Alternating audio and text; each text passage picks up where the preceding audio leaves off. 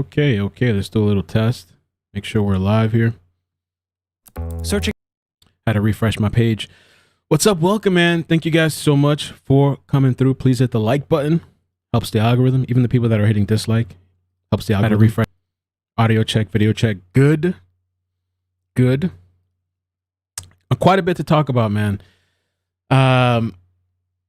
Survivor videos, updates, like the lawsuit stuff a little bit. Some more video footage has come out. Let me see if I get the chat up here, make sure that's working. And I might be talking to somebody tonight as well.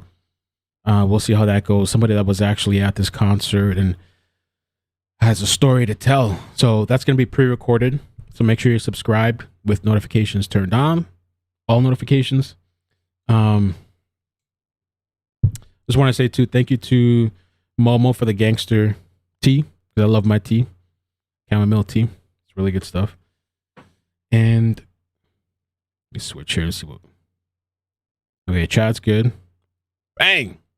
Yo, and thank you for coming through on the last live stream. That live stream did really well. And the last video that I posted yesterday. What's up, man? Thank you for the mods for coming through. What's up, Lexa, Sally, Momo, Jenny, Carol, Stacy, Pamela, Sarah, Lexi. What's up? What's up? So supposedly they're going to be doing a refund. Oh, let me make sure I don't have the audio jacked up here too. 1 second. Okay, good. They're going to be doing a refund, which is like, yeah, that's probably a good idea. I don't think it's really going to matter to the people that were, it's something, but it's really not going to matter to the people that lost family or friends. But it's something that, yeah, I agree. They should do that. And they canceled the upcoming Vegas show. I want to play this small little clip about the lawsuit, which I think there's already 2. I'm going to have to look up. Maybe anybody in the chat that knows about the lawsuits can let me know. I think there's already 2 so far. But let me play this clip. And AstroWorld Festival organizers have been hit with their first lawsuit over the tragedy. The case was filed on behalf of festival goer Manuel Sosa. He's seeking over $1 million in damages for what he calls the organizers' gross negligence.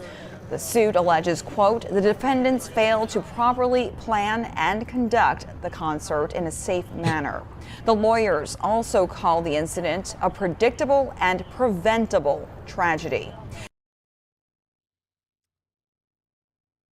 What's up? Welcome. If you guys could hit like, I'd appreciate it. Helps the stream out.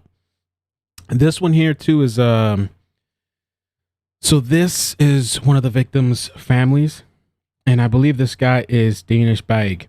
Let me show you. AstroWorld. Let me just show you the images real quick here. I think they have copyrighted music in the background. This guy right here. Let me pull up the names real quick. So the names that I have, and I believe there was a new person that was identified, but I have Franco Patino, Jacob Jernick, John Hilgert, which he was 14. Brianna Rodriguez, 16, Rudy Pena, Danish Baig, and Axel Acosta. And so we're going to watch his family member speak here in a second. This kid right here, 14.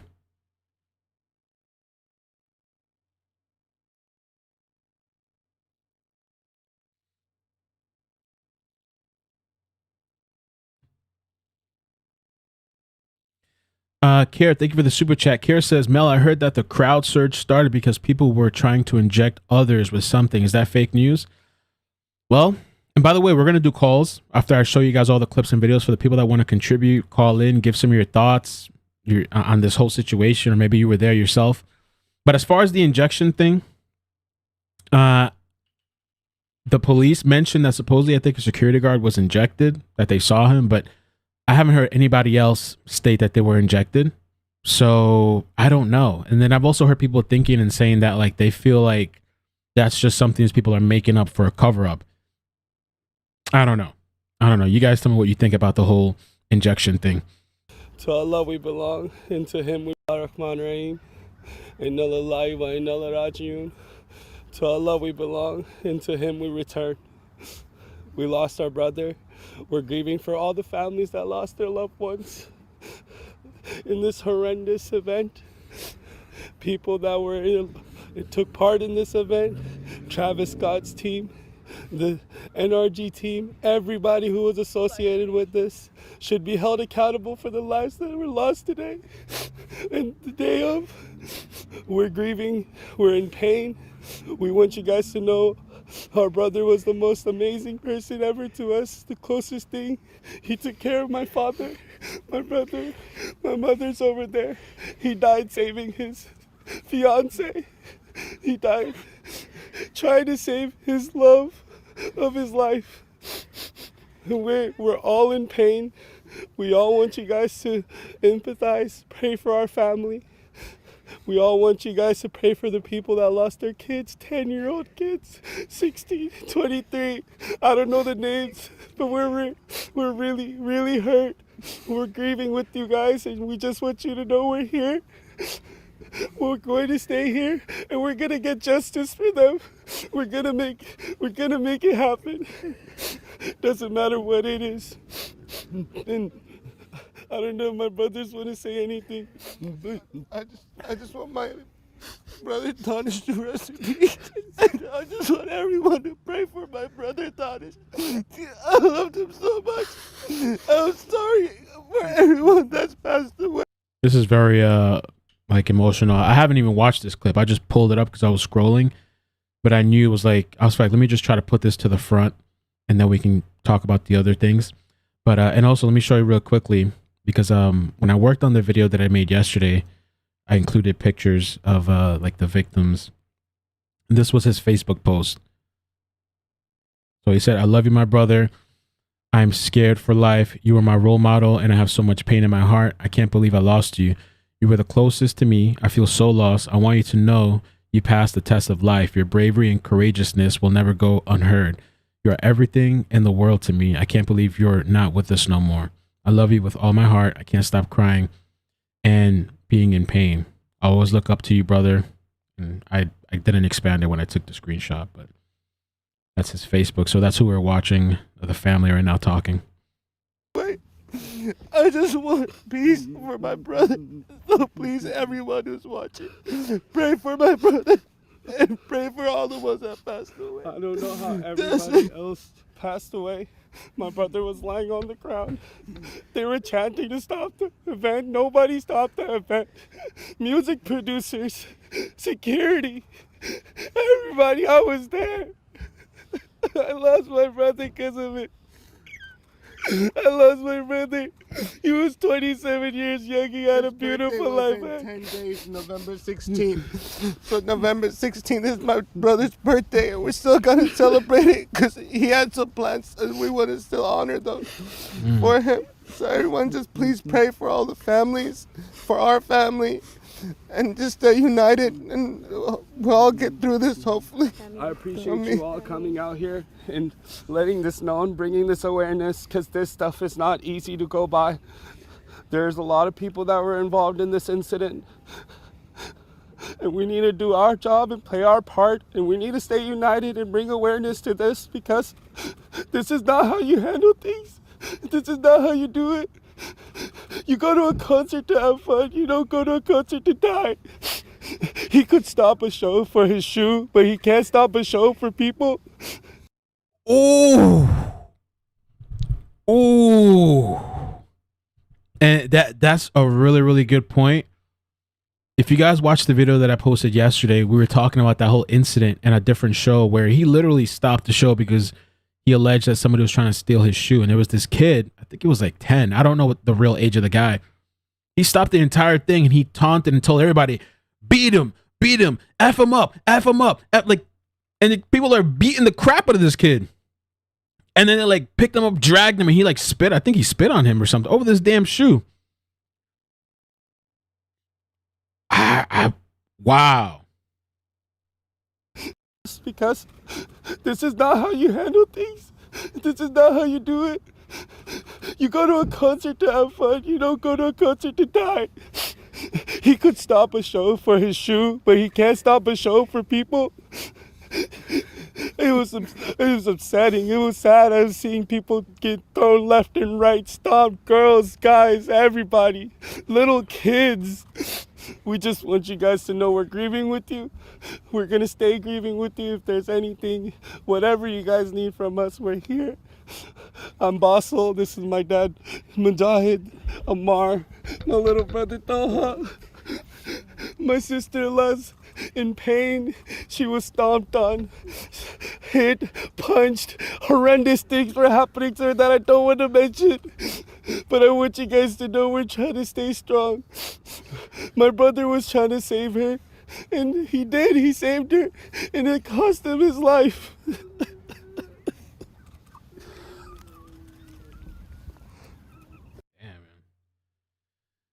Ugh. That was tough to see. Yeah, I didn't even watch that clip beforehand, but I knew that's messed up, man. Now, a couple of things, because we're going to talk about a lot of things. All right, we got a couple of clips. There's things I want to show you guys. So I really appreciate you coming through and stopping by. And we're going to do calls at the end. Now, if you remember, I'm going to pull up the video real quick just to show you for the people that haven't seen it. Where there's this lady going up to the camera guy and she's like telling him, I think there's people dead, to stop the show, which I understand, like, he's the camera person. I'm not sure what power he has or whatever, but she was trying to do something. Let me just show you the clip real quick. And then I'm going to read it because she made a post, a pretty big post she made. And also Momo sent me, and by the way, shout out to the Discord crew because they sent a lot of links, pictures and stuff. So this lady, she's trying to get the attention of the camera guy. So she made a big post, which is, I thought was pretty heartfelt because the way she described it is like you can almost like feel yourself and see yourself. You can almost imagine what they were going through. But also this camera guy, I believe allegedly his wife responded as well. And we're going to get into that because I guess this guy was getting death threats. People were coming for this guy. So I'm just going to play a couple seconds. We're not going to watch the whole thing because we've seen this so many times. That's okay, we see real quick. Face me this door. What a crazy. So this was from the video yesterday. And we're also going to talk about the timer. We're going to watch the timer because they say everything went crazy when the timer was going down, the 30-second timer. Supposedly, too, there was like this 5-year-old. I don't know. I saw this clip flying around. I didn't include it in yesterday's video because I wasn't sure, but I'm seeing that video fly around more. And people have different opinions about some of these kids being at these events, whether they should be there or not be there. There was a pretty young kid that was there. Okay, so let's start out with this post here. I'm going to read this to you. It's kind of long. Today is November 5th, 2021. It's a Friday. Who I am in this story is not important. Rather, it is important the things I have now witnessed. Astroworld, Houston, Texas. Travis Scott is the only one performing. I don't know how many people were at the festival, but I do know that every single person was at the stage. My friend and I wanted to be up close to the stage, as close as we could possibly get. We were not able to get very close, but we did end up on the side near the walkway in the middle. Surrounding us were chest-high metal gates, barriers. We stood there for 2 hours, as did everyone or did every other person. Every gap was filled. Where your feet were placed was where they stayed. It's a little hard for me to see because I'm looking directly.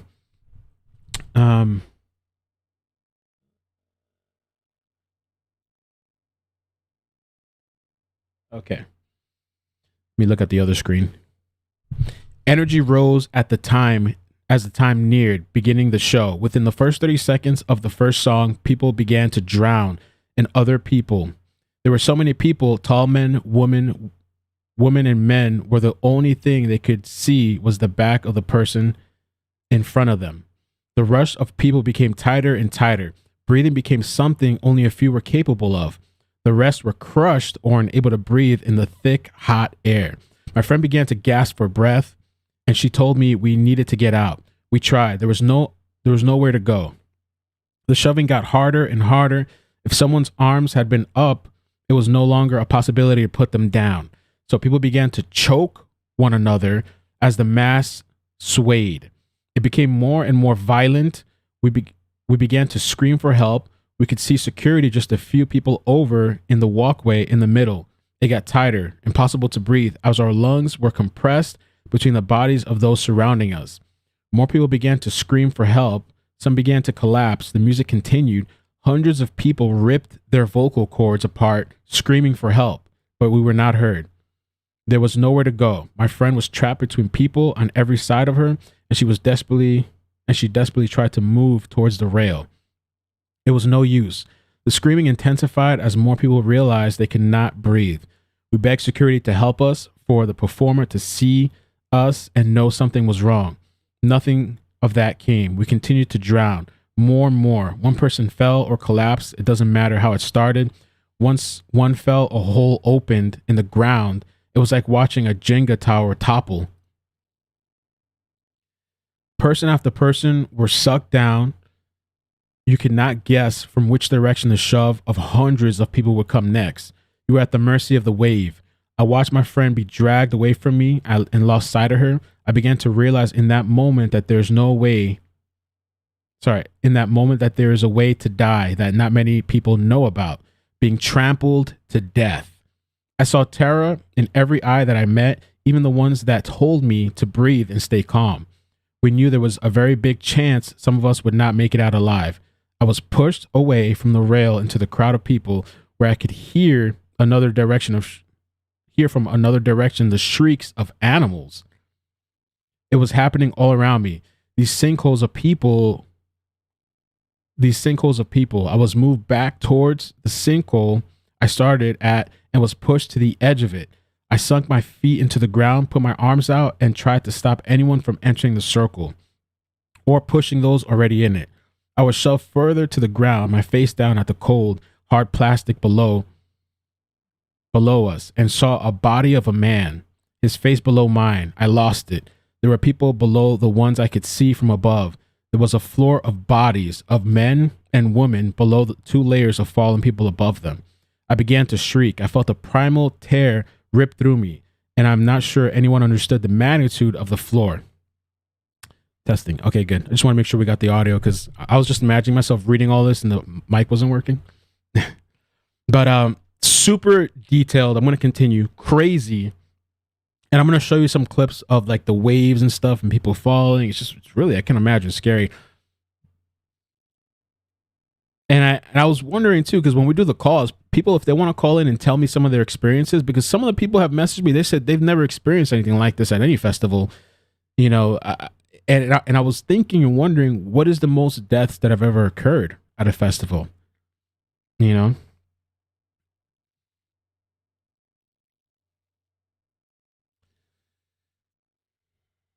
Unconscious, being trampled by every foot that slammed into the ground as each individual tried to keep themselves upright.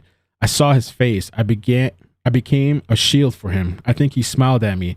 Then I was shoved to the side. I saw more shoes slammed to the ground. Exactly in the spot his body lay, face up. I couldn't help him. I couldn't help any of them. I didn't stop screaming for the entire time. No one knew there were people below those that they could see. I almost met the same fate. I was losing balance and I asked the man to grab me.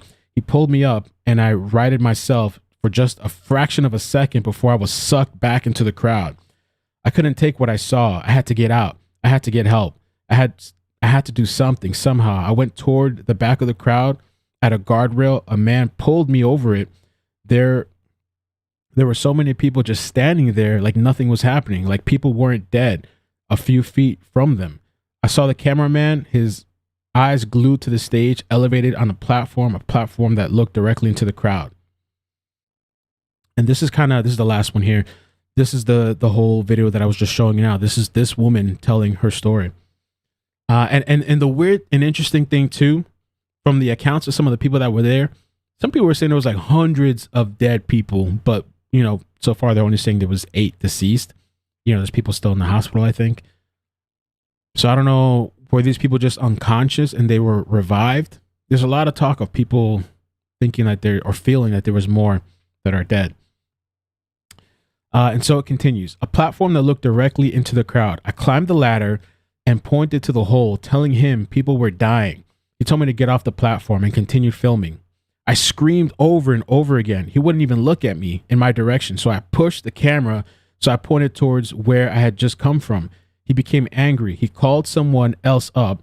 I told him the same thing. People were dying. We needed to stop the music. We needed to help. We needed attention towards the mass because I thought if only these people were aware, maybe we would do something. The other man grabbed my arm, told me he would push me off the 15-foot platform with no sides if I didn't get down. I told him to help. I told him people were dying. I showed him where. He wouldn't look in the direction either. I was in disbelief. Here were two people that could actually do something, had the power to do something, cut the camera, call him back up, pause something. They did nothing. I looked over at the sinkhole. People were screaming, reaching out their hands towards me, calling for help. I couldn't see the floor.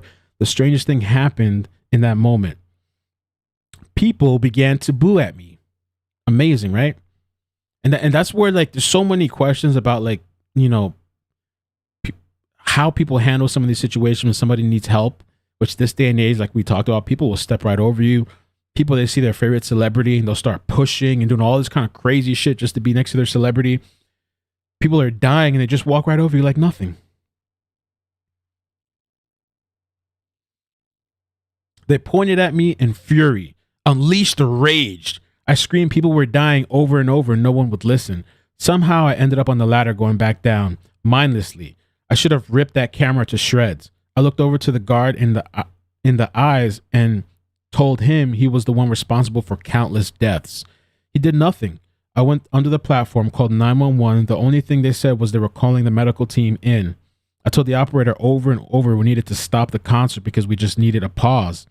We needed a light, awareness of the deaths, nothing. A kid watched me under the platform, watched me break down in tears, explaining how I saw people crushed, stomped on, unconscious. He watched the operator say nothing of use to me. I went out, not sure to what.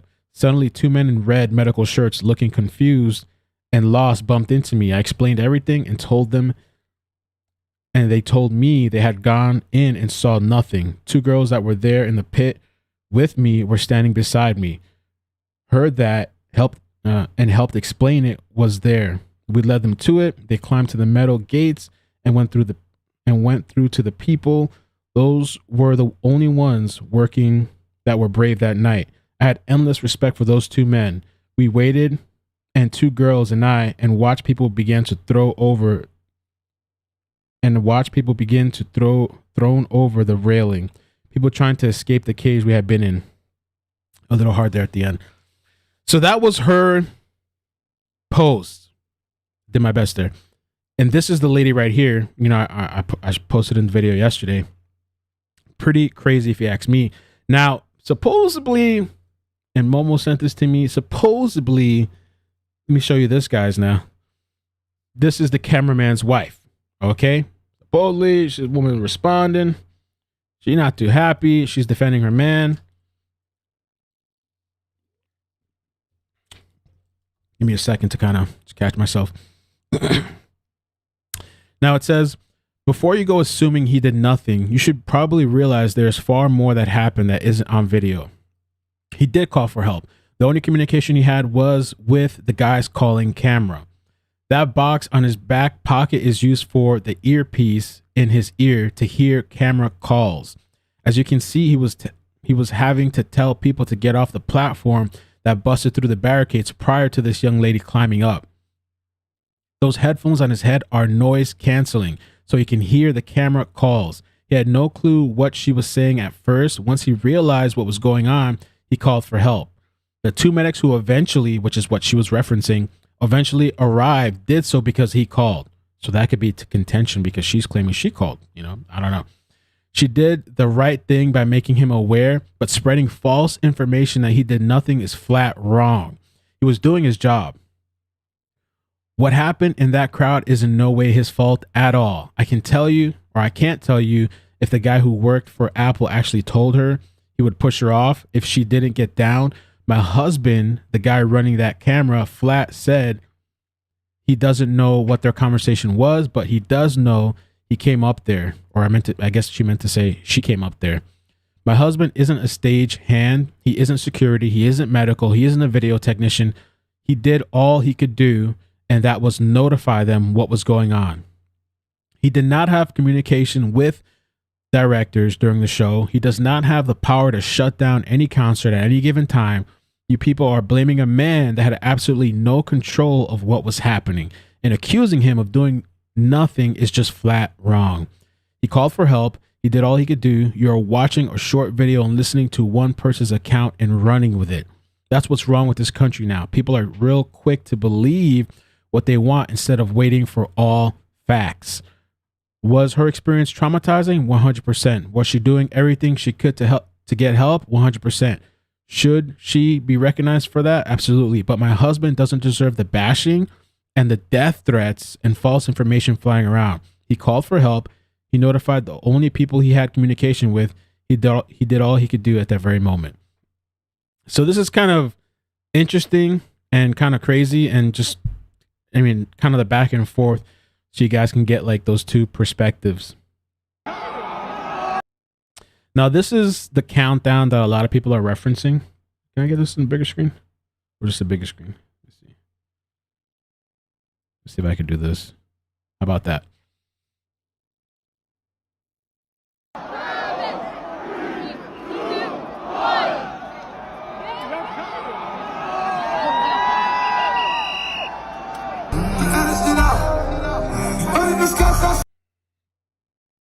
I don't want to deal with copyright, but this is kind of like the countdown thing that people are referring to when things started to get crazy.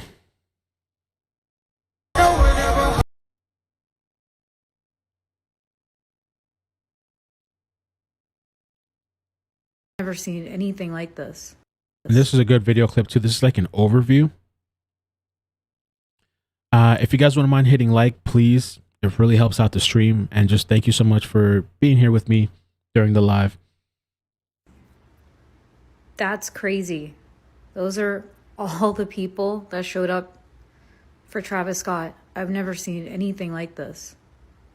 Holy shit. What?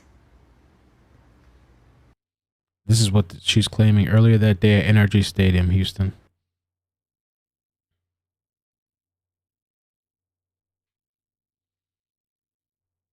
I'm going to put out the calls in a second, the line.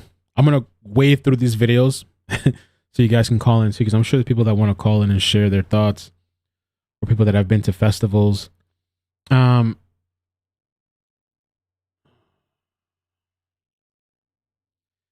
this video clip is really interesting too. This is from somebody named Tripping. I'm just going to show a portion of this.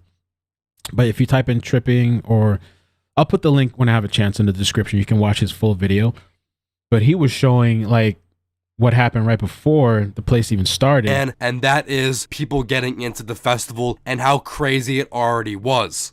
So here is the footage before the event even started. Yes, everyone, this was before the event even commenced, and it was already craziness. I would say this is a borderline riot. I mean, how else are you supposed to explain this? I mean, people are pushing down these small metal barricades and rushing into the streets. As you can see with this footage here, they are just pushing and rushing. Yeah, there might be some police presence on horseback, but that is not going to stop anyone, because these attendees have How crazy is that? You see that in the background? Let me just put it for bigger so you guys can see it for a second. Look at all this. It's mayhem. Strength in numbers. Look at that. So who cares? You know, who cares if there's some police on horseback? They are not going to stop anyone, and the chances of them pushing past them and getting in the crowd, that means they're going to have a better chance of getting to the event first and being closer to the stage. That's all what these people care about. With this footage especially, you can see that these attendees knocked down a black big metal fence. I mean, that is a riot, everyone. This is an absolute riot once again. And you can see, if you fall down at the bottom of this pit, you are gonna get stomped on. You're gonna get walked Look at this guy punching the other person too, like ravaged animals. over. You're gonna get your body fucking crushed. I mean, listen, you can hear one girl screaming for her life. I mean, who does that? And what kind of thing? How is this even considered fun? I mean, I'm trying to picture myself back in my day when I was going crazy and stuff, partying. You know, I even have video of actually that the whole 2010 reference that I keep referencing. There's still a video on YouTube where you can see me standing in line. Yo, and it was a rave thing. We were all standing in line. We weren't acting like animals breaking through a barricade. I don't know if that's just this day and age. I'm telling you, in 2020, and a lot of these people were on pills and stuff. I mean, I remember that. I never forget that day, because I remember there was this old guy walking, he had a bag full of pills like X. He's just like smiling. And there's cops out there. They didn't do nothing. But everybody was standing in line, waiting their turn to get it. I mean, I guess this is maybe different because this is an actual big artist. This wasn't a big artist, but it was packed. The event that I went to was packed. Sunset Music Festival 2010. I don't really consider it a festival or concert because it was just a warehouse thing in Overtown. But who does this? And who's taught to behave like this? I mean, I don't know.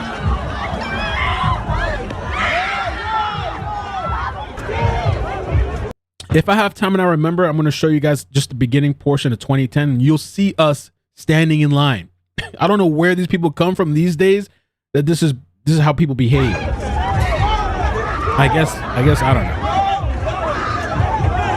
And it's really, really sad. If this footage shows anything to you guys, it shows that these attendees do not care about anyone else. They push back this small little threshold and then they're running to the next checkpoint. That's all they care about. There is zero care for any human life. And what's the point? I mean, no artist is even performing yet. And then you can see at the next checkpoint, and this is where it gets really, really bad, where it shows how crazy these attendees can get just for Travis Scott. So with this footage at the security checkpoint, I believe it lines up to this footage of the trampling of the...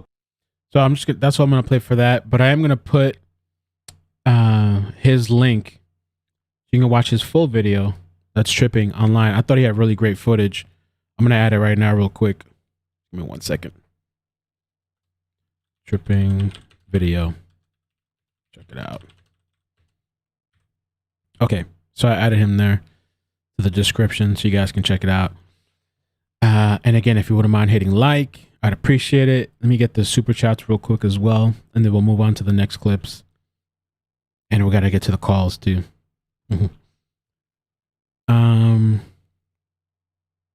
Vamp Diva, thank you for the super chat. Nobody ever died at the Michael Jackson show, and no artist today is close to pulling in the crowd number he did at the height of his career.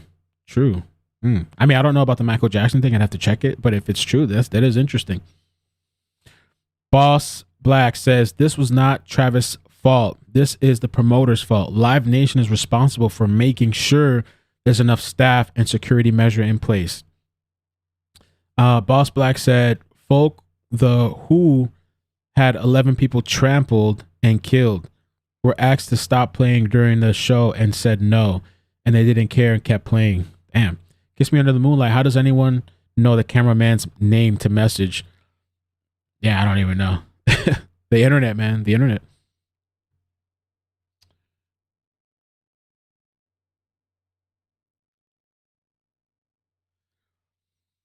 So this guy, there's a lot of like satanic and demon talk. And I mean, some of the interesting things was like, this was on the, and get a bigger screen, see you on the other side. That was part of the show, one of the sayings, which was just kind of weird. Some people, say it's kind of cryptic. Let's see what was here. Oh, this is just kind of more people talking about like, just, I don't know, the whole thing. And I think celebrities go for that now. Just the whole demonic thing, the Firebird, the Phoenix, whatever that is, all this stuff. I mean, it's just not worth it, man, these days. All these crazy things that's going on. And this is something else, this guy, he said, this is literally how all the dead people on the floor looked. Black and bluish color, lifelessness. What a coincidence. Death was the theme.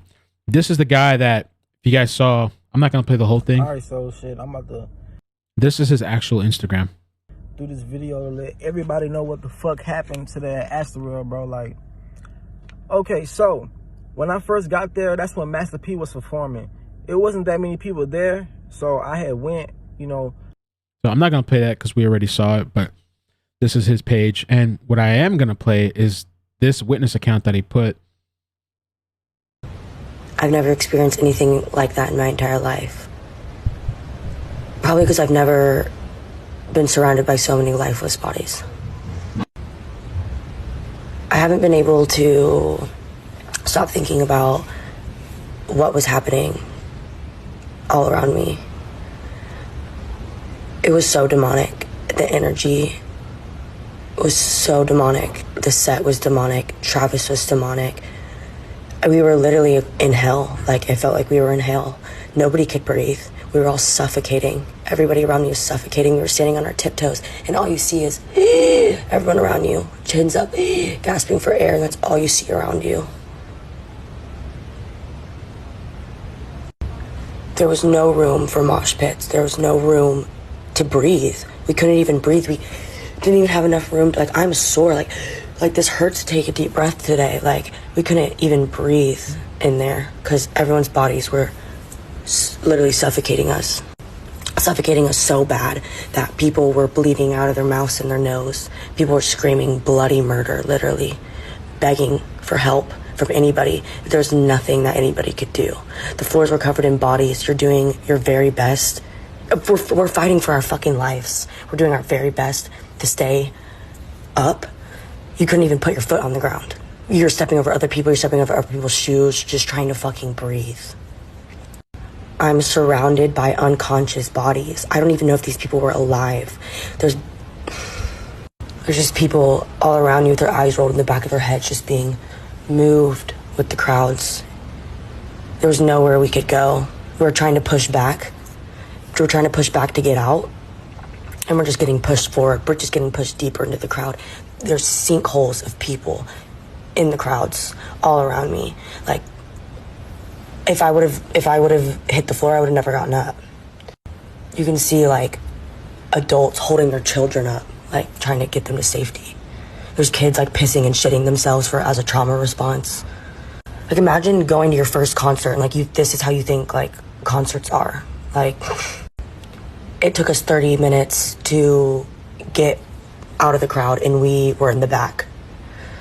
As we finally get out, you just see people running out, bawling, lips blue. There's people, they're dragging dead bodies out of the crowd. Dead bodies. And Travis knew. Travis had a bird's eye view on everybody and could see everything. He was asked multiple times to stop, and his responses are, you know what you were here for, something like that, and let's raise. I think a lot of this too, we're going to take a look at this here too, that this was interesting. But a lot of this too, I feel like you have to take things into context, like meaning you have to see his previous shows, all the encouragement of incitement. Yeah. We're going to look at some of the clips too. And then you see kind of what happened here. I feel like his audience was already trained. Not that I'm excusing anybody of acting crazy, because I feel like people that do those type of things too should be held liable, as well as the event and the person that's encouraging it and Live Nation, all this stuff.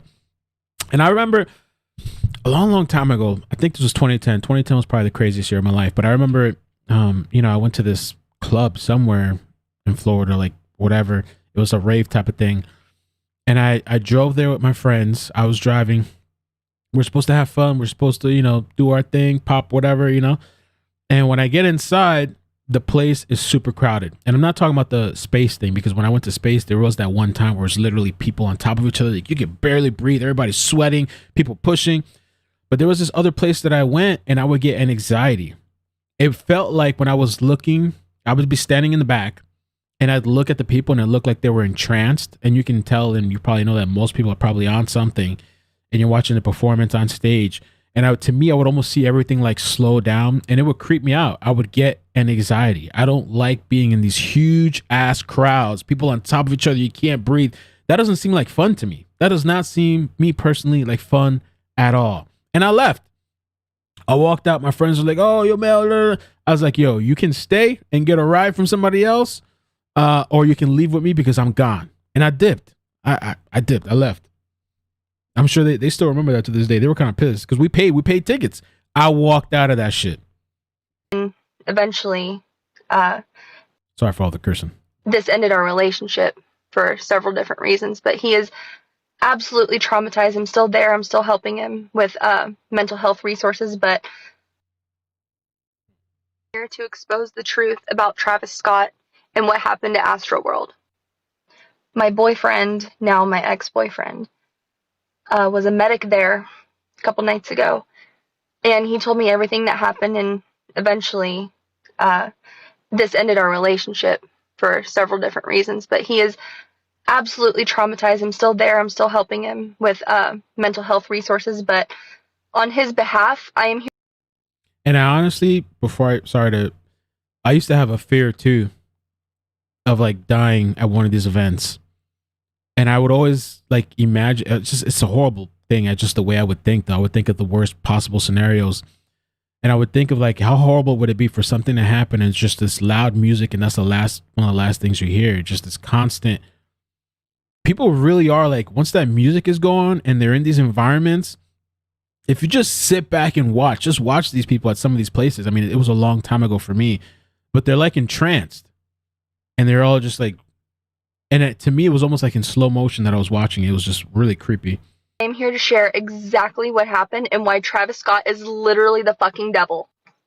He told me when he got there, before anything even happened, that he noticed that something in the air just didn't feel right. He said it felt off, and he told me, he's like, I think I'm crazy. I said, no, what's going on? He said, no, when the stage lit up for the first time, it was demonic. He told me he was scared before anything even happened. So when shit actually started to go down, he was an EMT. He was there to help people. That was his job. He was trying to get to the people in the crowd, screaming, saying, help me, help me. People were saying, no, this person's dead. They're dying, and we need a medic. We need help. He couldn't get to them. He is literally in tears. He is broken because people are calling him a Satan worshiper because he could not get to the people inside the crowd. He tried. He was punched. He was beaten. He was pushed out of the crowd so that he could not get to the people in the middle. People stormed the ambulance. They shook the ambulance so that they could not help the people in the crowd that were dying. Last night, I still live with him. Last night, he was crying and he told me that, he told me all he could hear were the screams of people saying, help, help, help this person. We need help. And he just couldn't get to him. He is literally fucking shattered. And he was at the front trying to calm everything down. And he said that Travis Scott looked him dead in the fucking eyes as he was trying to attend to a dying human being, and he kept performing. Something was not right there. Something demonic happened there, and my ex-boyfriend is not the only one who felt it. You can scroll through TikTok, scroll through the media. That was fucking Satan on the fucking stage. He needs to be charged. Something needs to happen. That's not okay. There's absolutely no reason why so many people should have stormed that concert and got through it. And for so many people to have died. And Travis Scott, all he does is send out some bullshit apology video. That, I don't know about y'all, but that just didn't look right or sincere to me. Fuck Travis Scott. Fuck him. Damn. There's another person that was, she says she was there. There's two video clips. She's kind of a little loud, kind of screaming, but. Let's see.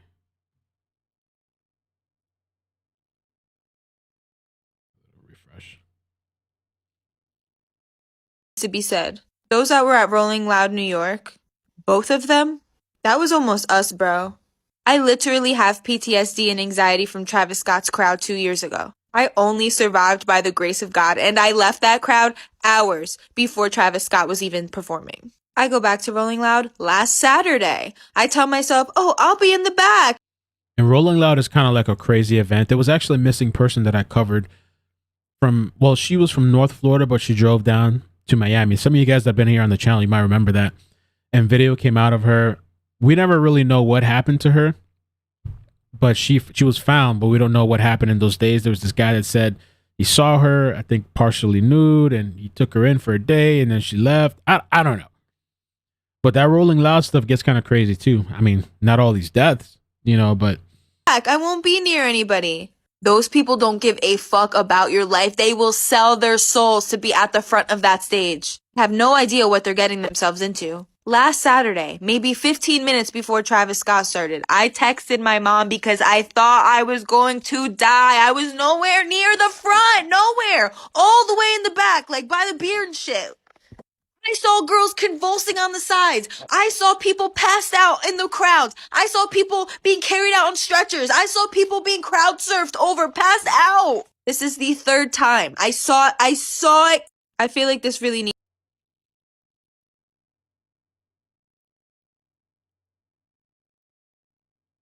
trouble too with this one.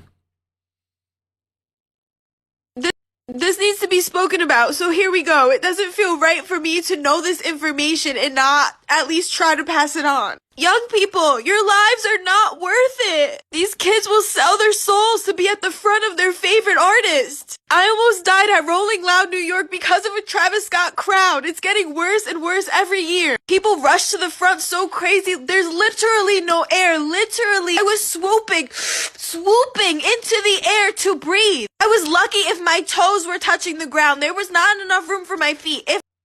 And there was another person that I watched where he was talking about his experience, and he said, I think he was on the news, but he said there was moments and times that you were so squished together that you were literally lifted like off the ground and your feet weren't even touching the ground until it came back down. That's pretty crazy. If my toes were touching the ground, at other points, I was just being carried by crowds, being smushed. I thank God that I made it out alive. It was hours before Travis Scott got there. I don't understand. Literally by the grace of God that I made it out. It's been 2 years. I go to Rolling Loud last Saturday. I was warning everybody I saw. I didn't care if I sounded annoying. I was lit. You know, I'm singing, I'm having fun, but hey, be safe. Hey, it's not worth it up there. Hey, if you go up there, turn back as soon as you can't handle it. Every person I saw. Like, I got so scared last Saturday that I texted my mom because I didn't know if I was going to make it out that situation, and I was mad far in the back. People think it's a joke. Like, it goes from fun to fucking dead in, you know, just a few minutes. Like, I want to have fun too. Like, I want to sing too. You know, I have videos. Like, I was literally jamming out, but like, I'm aware of my surroundings. If I can't have my feet on the ground, if I can't breathe, I'm moving back. I knew I wasn't crazy. I knew I wasn't just being paranoid. It's scary. You can die. Like, be careful. Like, people are selling their souls to be as close as they can. For what? Some pictures, some videos. This is the third time I've seen this happen at a Travis Scott show. Like, you cannot rage when there's that many people that want to be that close to you. They're going to die. Artists at Rolling Loud are mad because people aren't singing their lyrics. They can't breathe up there. People were leaving their shows early because they're mad that the crowd isn't lit. They're dying. I would have dipped. Me, I walk up and I see all these crazy people running in, dipped. F the money, F the ticket, just me, and I know I'm older now, but even when I was younger being crazy, I would have walked out. No way in hell. Dying up there. I'm not blaming anybody, but I'm just saying, just me personally, you know, because... Anyways, this is just a PSA. I feel like I have to express this because I talk about this a lot. Like, I tell a lot of people this story. It was really traumatic for me. It was the closest I've ever been to death. And now, 2 years later, hearing that these people died, like, that shit hurts, bro. Like, I was there. Like, I experienced that. Like, the amount of, like, girls I just saw, like, convulsing, people being carried over the crowd, like, people just passing out. Like, it's not talked about. This one was talked about. The other ones were not spoken about. R.I.P., man. That shit is sad. Like, all right. So this is some video, too. I'm going to try to breeze through these so we can do some calls. But this is some more footage of, like, just people out there. I guess I have to refresh all these pages now.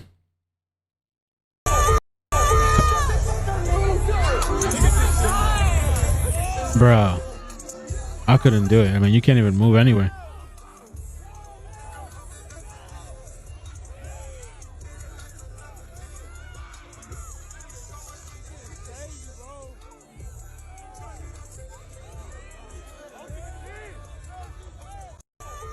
That's just crazy.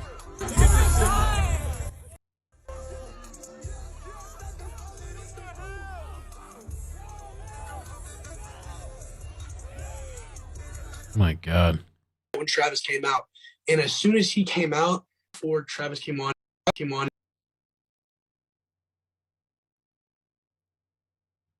Another experience.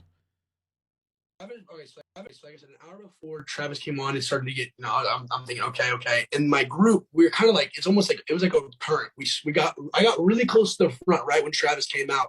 And as soon as he came out, it's almost like the people around us, we started just shifting down the side along the edge of the rail, kind of back and over. I kept noticing this circle forming to my right, and I kind of just kept working along it, around it, behind me. And then Drake came out, and that's whenever, like, it was really insane. Obviously, it was crazy, you know. I mean, I'm around people, they're yelling, "Stop the show," chant. People were chanting, "Help." stop the show. And that's when I was like, dude. And then he stopped for a second and he said, what? And then he looked over on one side. He told them like, hey, get her up, get her up. And at one point, there's a clip on Twitter. I've been hunting through Twitter. Okay, so I guess. So he's referencing that one clip. I covered it yesterday in the video. And I guess that was the one and only time he stopped, where he was like he's doing his audio, whatever. And he actually stopped at one point to get somebody up, and then that was it.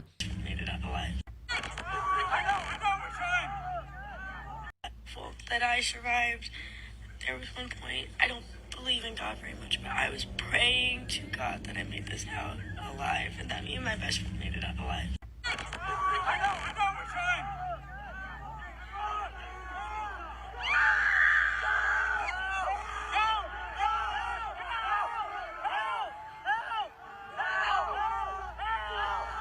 Girl.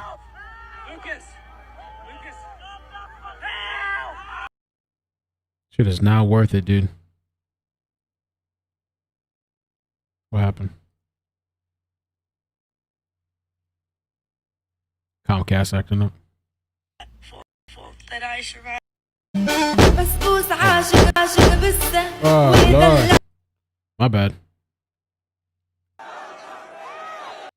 This was a clip too where you could just kind of hear people in the background screaming for help.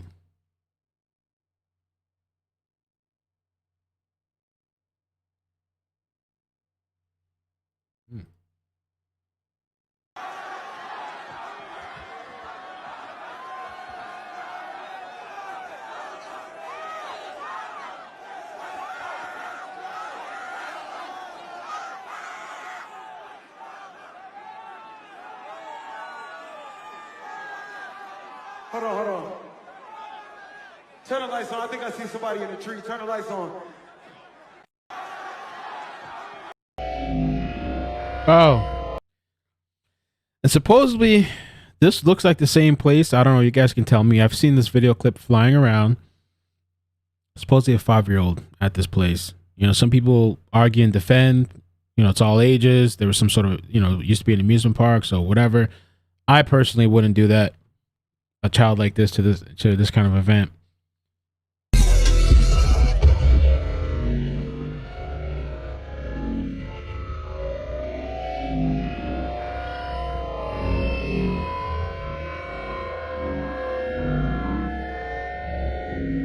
He does look younger, Sally.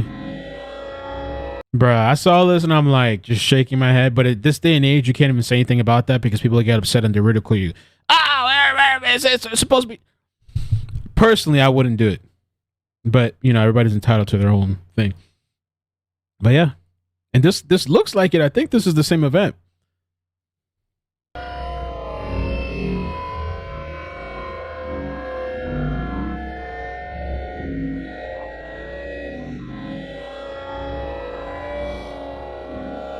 What a time we're in, right? Because I remember the other lady too.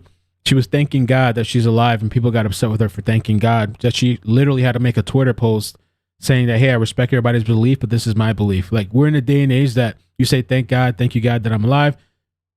People get upset about that. You're not allowed to say that. It's just crazy to me. It's crazy. I mean, I guess I shouldn't be surprised. Maybe it's a little person, somebody said. Is that even the proper terminology, or is that cancel worthy? Yo, what's the proper terminology these days, right?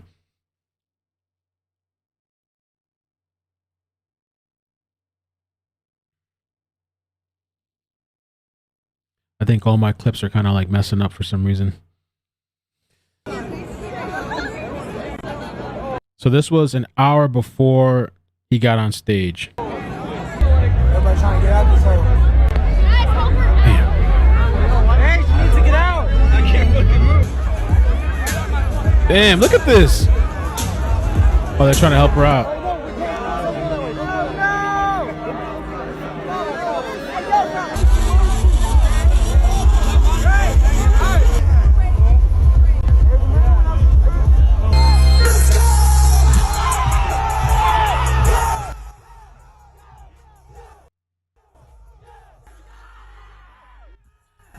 A lot of the things too now as kids and these days, I think they call it they're on demon time. Rage mode, right?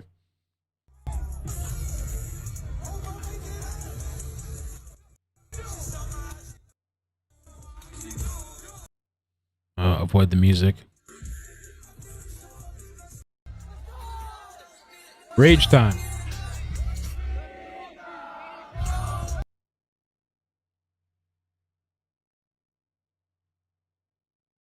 As Drake came out.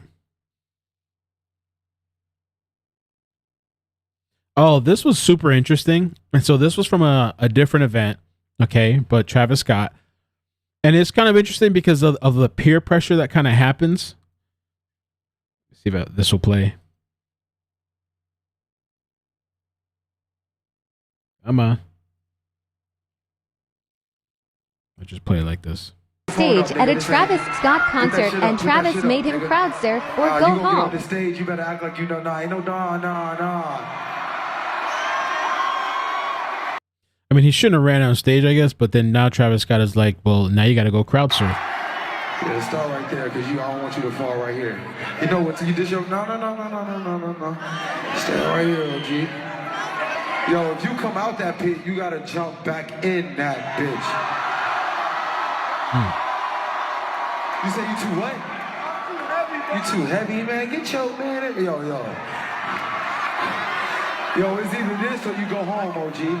It's either this or you go home and I feel like in the moment, like all the energy and the crowd and everything, you just kind of get caught up as well.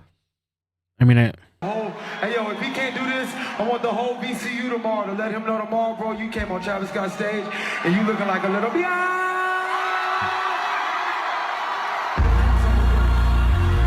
Gotta jump, man. Jump off the bridge. Don't you open up that window. Everybody's telling you, jump off the bridge, man.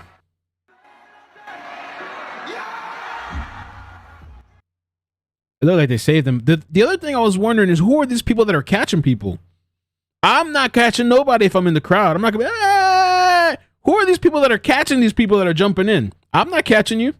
I mean, maybe you feel some sort of moral responsibility, like even though you're not the one that's jumping, but you're there catching, you're like, let me at least try to be nice and help this person. Who are the catchers in the crowd that do that?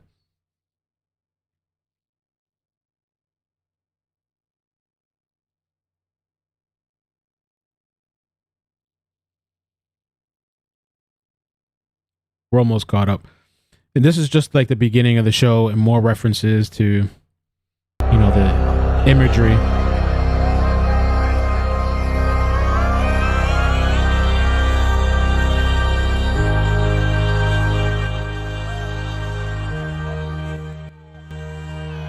It's a weird time we're in.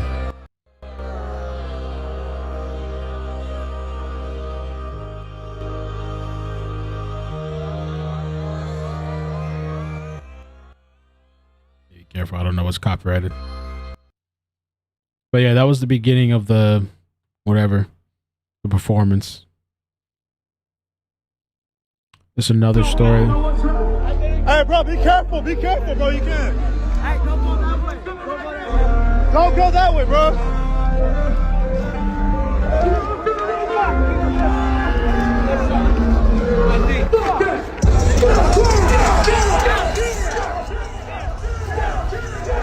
See, this is like discernment.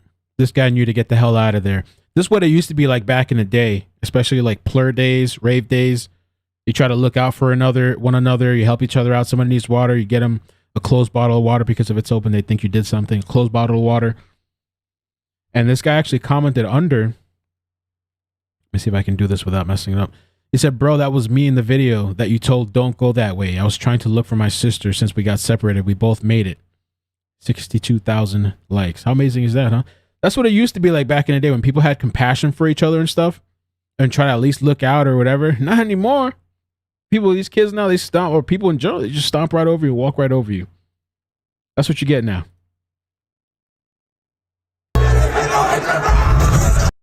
What the hell's going on over here? Our friend took this video and you can see how crowded and difficult it was to get a man out. Okay, let's check it out. I think the videos are having a little work around it. Difficult to get a man out. They're trying to pull him out. Look at this big guy trying to get him out. They can't. He's so stuck in there, wedged between people. You can't even get this guy out. I mean, damn.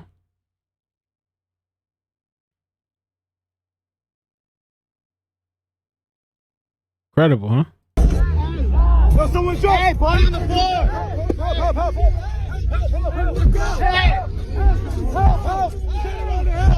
Jesus Christ.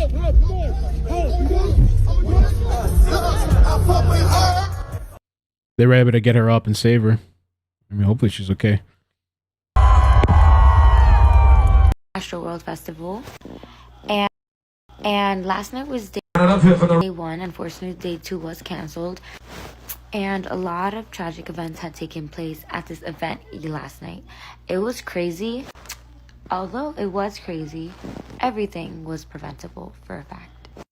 From the absolute beginning of when I stepped in and got through security, immediately as I was on the merge line, everybody was acting out of place. Nobody was, listening to rules. They were literally passing the barricades around our head. And I was just like really concerned because I hate, as a New Yorker, I just hate shit that's out of place. Like, why are you guys screaming? And me being short, I'm 4'11", so me being short, if I can't see something, I get very, very worried. So then I start wondering, why are they all screaming? Like, I can't see, so I need to know exactly what's going on. That's my New York senses. I be alert 24/7. Not the point, though. I just feel so bad towards, like, the end where everybody needed the most help. You could hear from the back, the front, the side, the north, east, west, and south. People were chanting, help me, help me, help me, help us, help, help, help. When I had gotten to the front, I tried to stay, and I'm so thankful I left because I couldn't breathe anymore. I remember one of the security guards had told me, he's like, I can't let you out unless you're passing out. So, given that these ragers are crazy, the boys wanted more space in the front, so they were like, yo, she's passing out, yelling to security guard, lying to help me get out, and then I actually was able to get out. So it was a bunch of shit going on, but the fact that they were given a call saying if these people are not passing out, do not take them out. I've never been to a concert or festival where they can't help you get out. Like, if you can't breathe, you can't breathe. I don't need to pass out for you to take me out. So they were understaffed, they weren't given enough water, and just being the performer and owner of this entire festival every year, annual festival, you need to have the proper management and planning to, fund these events and pay people and hire people to do a healthcare job or medical job or whatever you need them for. And then he also incited people to violently sneak in and stuff. That was really, really scary to watch. I watched people run into the festival for 45 minutes straight. It was so many people. And it's just so tragic, coming home tonight, still in Houston. I want to fucking go home. I deadass never will come back. But I just want to say rest in peace to everyone and all those innocent babies who really lost their life. No one deserves that. Reason.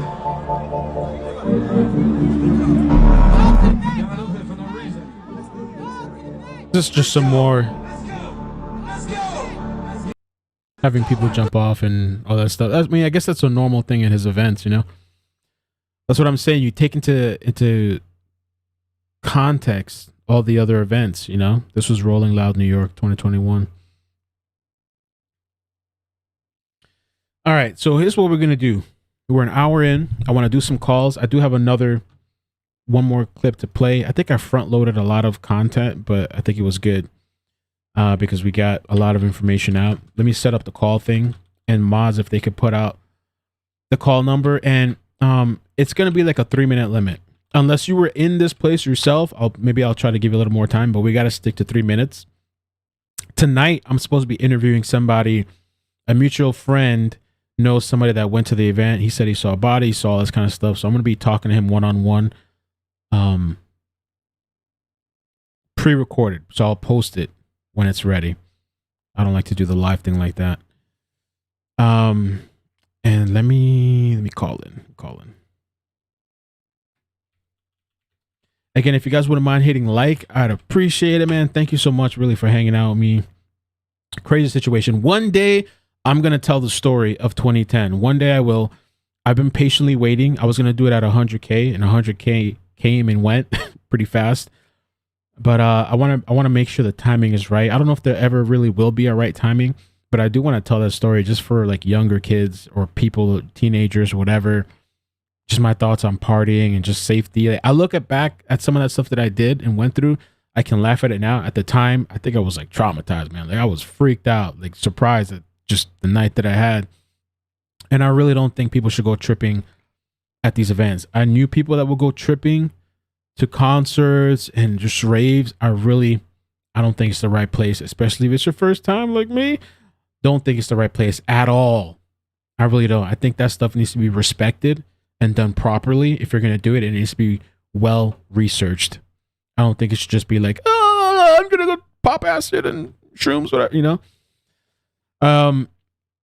Angelina, thank you for the super chat. Angelina says, even with Selena performing back in the 90s in Mexico, people died, I think you're trying to say.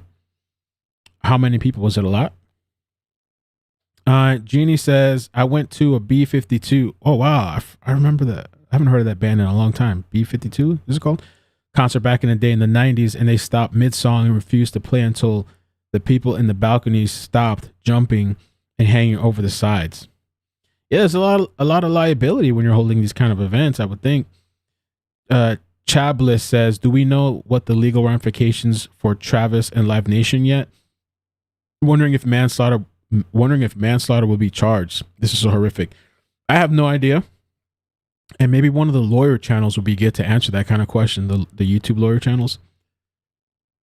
They might know. I know there's definitely, I'm going to look it up in a second here. I'm going to look up lawsuits if there's any others. I know I saw one. I heard there might be two. I believe lawsuits are totally going to fly in. And I totally believe that Live Nation will definitely be bearing the brunt of it. I don't know how much they're going to get Travis on, but definitely for sure, just legally thinking and speaking, they're going to get this guy. Now, let me call in. Give me 1 second. 1 second. Let me mute it. Get a mute for 1 second.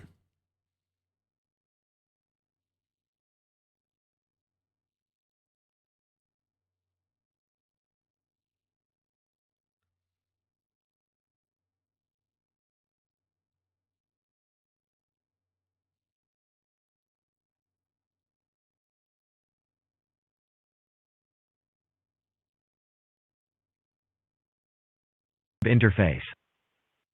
All right, let's do it. Let me see. 586. How you doing? Where you calling from? I'm in Arizona, Surprise, Arizona. Hey, welcome. Hey, thanks for calling. Yeah, I wasn't there, but I just want to share an experience. They used to have Lollapaloozas, and I don't know if those are still a thing, but this was back in 1994, and I basically wanted to see the Smashing Pumpkins, and Beastie Boys, and George Clinton. Anyway, so I'm sitting on the grass in the middle. I wanted to get to the front as soon as, so I could be at front, but not too close because I know that we're mosh pitting then. And so I'm sitting there, and there wasn't really hardly anybody around. They were more at the beer stations and the vendors' tables. So who comes out is Green Day. And I hear a roar of crowd, and I turn around, and it was like a flash flood, just people. And I was in the same situation where you're just pressed up against people, and everybody was jumping up. It wasn't violent, but people were just like jumping up and down, and made me jump. I didn't have to move. They would jump for me. Wow. So I jumped my way out of it, but it was just really scary, and I never went back to another concert after that. Really? I was really close. They were pushing me into the mosh pit, and I was scared because you could see fists, people punching faces and stuff like that. That part was violent. I never understood mosh pits either. I don't know what the allure is for people. Oh, I'm just going to get into this thing and start beating the shit out of somebody. I don't know what is fun about that. I've known friends to do it and like it. I guess the music. What is fun about that? What is it with people these days in this mosh pit thing?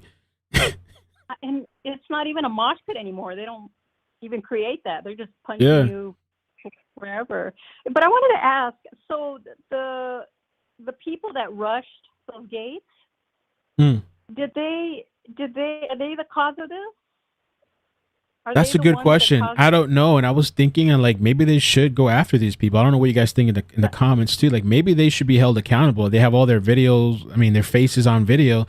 People that got there broke through the barricades. That's what I'm thinking, because I don't think it's the concert's fault. It's the people. Like, guns kill people. It's not. It's people kill people. Anyways, I'll let you go because I know Well, there's thank other you. callers. Yeah, appreciate Okay. the sharing that. Thank Yep. you. Okay. Bye. Bye. That's a good question too. I wonder if they're gonna hold the people that illegally went in there and broke the stuff and started, breaking through the gates. Are they gonna be held accountable too? And how do they know the exact count of people that were there? They were saying like it was 50 something thousand people. How do they know? Well, all these people, the one lady said for like 40 minutes straight, there was just people running in. 718, how you doing? Where you calling from? Hello, Hi. it's Momo. Hey, what's up? Oh, you made it through. What's up? Right. Anyway, I didn't come to talk about that. I came to tell everybody to hit the like button. Thank you. Because yeah, I don't see nobody hitting the like buttons. I need the numbers to go up. And Thank you. Yeah. Well, thank you. I appreciate that. Yeah, hit like, please. Hit like. Yeah, hit the like button. I'm tired of saying it. All right. Gracias. Oh, and I wanted to Gracias. say, Uh. wait, hold up, because I wanted to say this and I wanted to put it on blast. You did an excellent job with this story. Oh, Kudos thank you. to you. Gracias. No Thank problem. Bye-bye. you. All right, Momo. Take care. Bye. All right. 985. How you doing? Where you calling from? Hi, Hey. Megan from Louisiana. So I live not far from Louisiana, not far from New Orleans. So Okay. I've actually been to a ton of music festivals such as Voodoo Fest, Jazz Fest, stuff like that. And I've been the one that wanted to be like right in front of the stage. It's a little hard to hear you. Are you using like a Huh. headphone or can you come closer? Can you hear me better now? Yeah, it's a little better. Yeah. Okay. But A so lot I've better. been to tons of music festivals and stuff before, and I've been one of those people that made my way to the front and everything with, thousands and thousands of people in the back of me. And it does get to a point like whenever the artist does come on stage that people like start to kind of push to try to like reach their way at the last minute, but it's never been anything violent or anything like that. Like I've just never had a bad experience like what has happened. But also I wanted to mention at Voodoo Fest, they have testing kits so that if that is your choice, that you're going to these festivals and you want to have that experience on drugs, that's not my preference, but whatever, whatever you do. But they actually, before you go in, they have many different tins with testing kits that you could take, because they know you can't control that. Like Right. people are gonna do drugs and stuff at these festivals. And every festival I've been to, like even Warped Tour and stuff like that, where you're out in the sun all day, all the festivals, they've provided us free water, like especially if you're in the crowd. Yes. Yeah, so I just feel like this was really a problem with whoever was running the event, his team, just everybody, because I've never been out, and I can't even tell you how many concerts I've been to. I'm a huge music fan. I've always been well taken care of. So my heart goes out to the families and just everybody that experienced this horrible tragedy. But I just wanted to reach out and say that this isn't something that is normal. Normal. At festivals. Okay. Well, thank you. Yeah, I Yeah. appreciate the call and the experience. And thanks for all your good work on reporting all these stories. So Thank you. All right. Take care. Bye-bye. Bye. Interesting to hear that. Yeah. So she's been to a bunch of festivals. It's not the experience everywhere. Free water might not be a bad thing, man, as far as like a liability thing to cover yourself. Supposedly, I'm hearing people say in the chat that it was like $400 tickets. That's crazy. $400 for that. Maybe they should throw in a bottle of water or something to keep people from. Definitely they need better management. 626, how you doing? Where you calling from? Hi, this is Diana from Florida. Hey. I love your show, by the way. Thank you. Welcome. I just wanted to talk about my experiences. I used to rave back in the day, and I want to say I started raving back in like 2007 or 2008. And you know, I was young, I was dumb. You know, I did a bunch of stuff back in the day, but there was just this one time where I had popped a pill and we were inside this like warehouse, and we were at the NOS Center. Not sure if you guys are familiar, but it's in San Bernardino.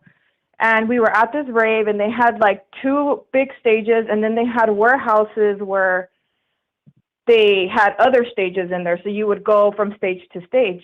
Well, we were kind of in the back, and I wanted to get out of there before people started coming in. And at that time, it was already too late.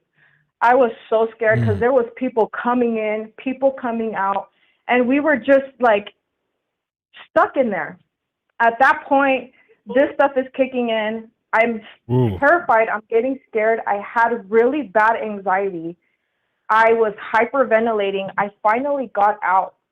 And when I got out, we were so close to calling the medics because I was just hyperventilating really bad. And I kid you not, ever since that experience, I was never in the crowd. I was always off. Yeah, I would never go. You go to the stage. I was never inside the crowds anymore. I was off to the side where there was nobody around me. As long as I could hear the music, I didn't care. Yeah. I was off to the side, just like you. You know, you see people going, rushing the stage. I'm all the way in the back. I'm near an I'm in the exit back. sign because Yeah. you never know what's going to happen. And ever since that day, I would go sober to any event. I don't care where I was. I wouldn't even drink alcohol. I wouldn't even smoke. I wouldn't take anything. I would literally go into these events with 2 5-hour energies. Drink one before I go in, take the other one in there. In case I started burning out, I would drink another one, but I would go sober because it literally takes 1 or 2 people to freak out. And there's a lot of people under the influence there.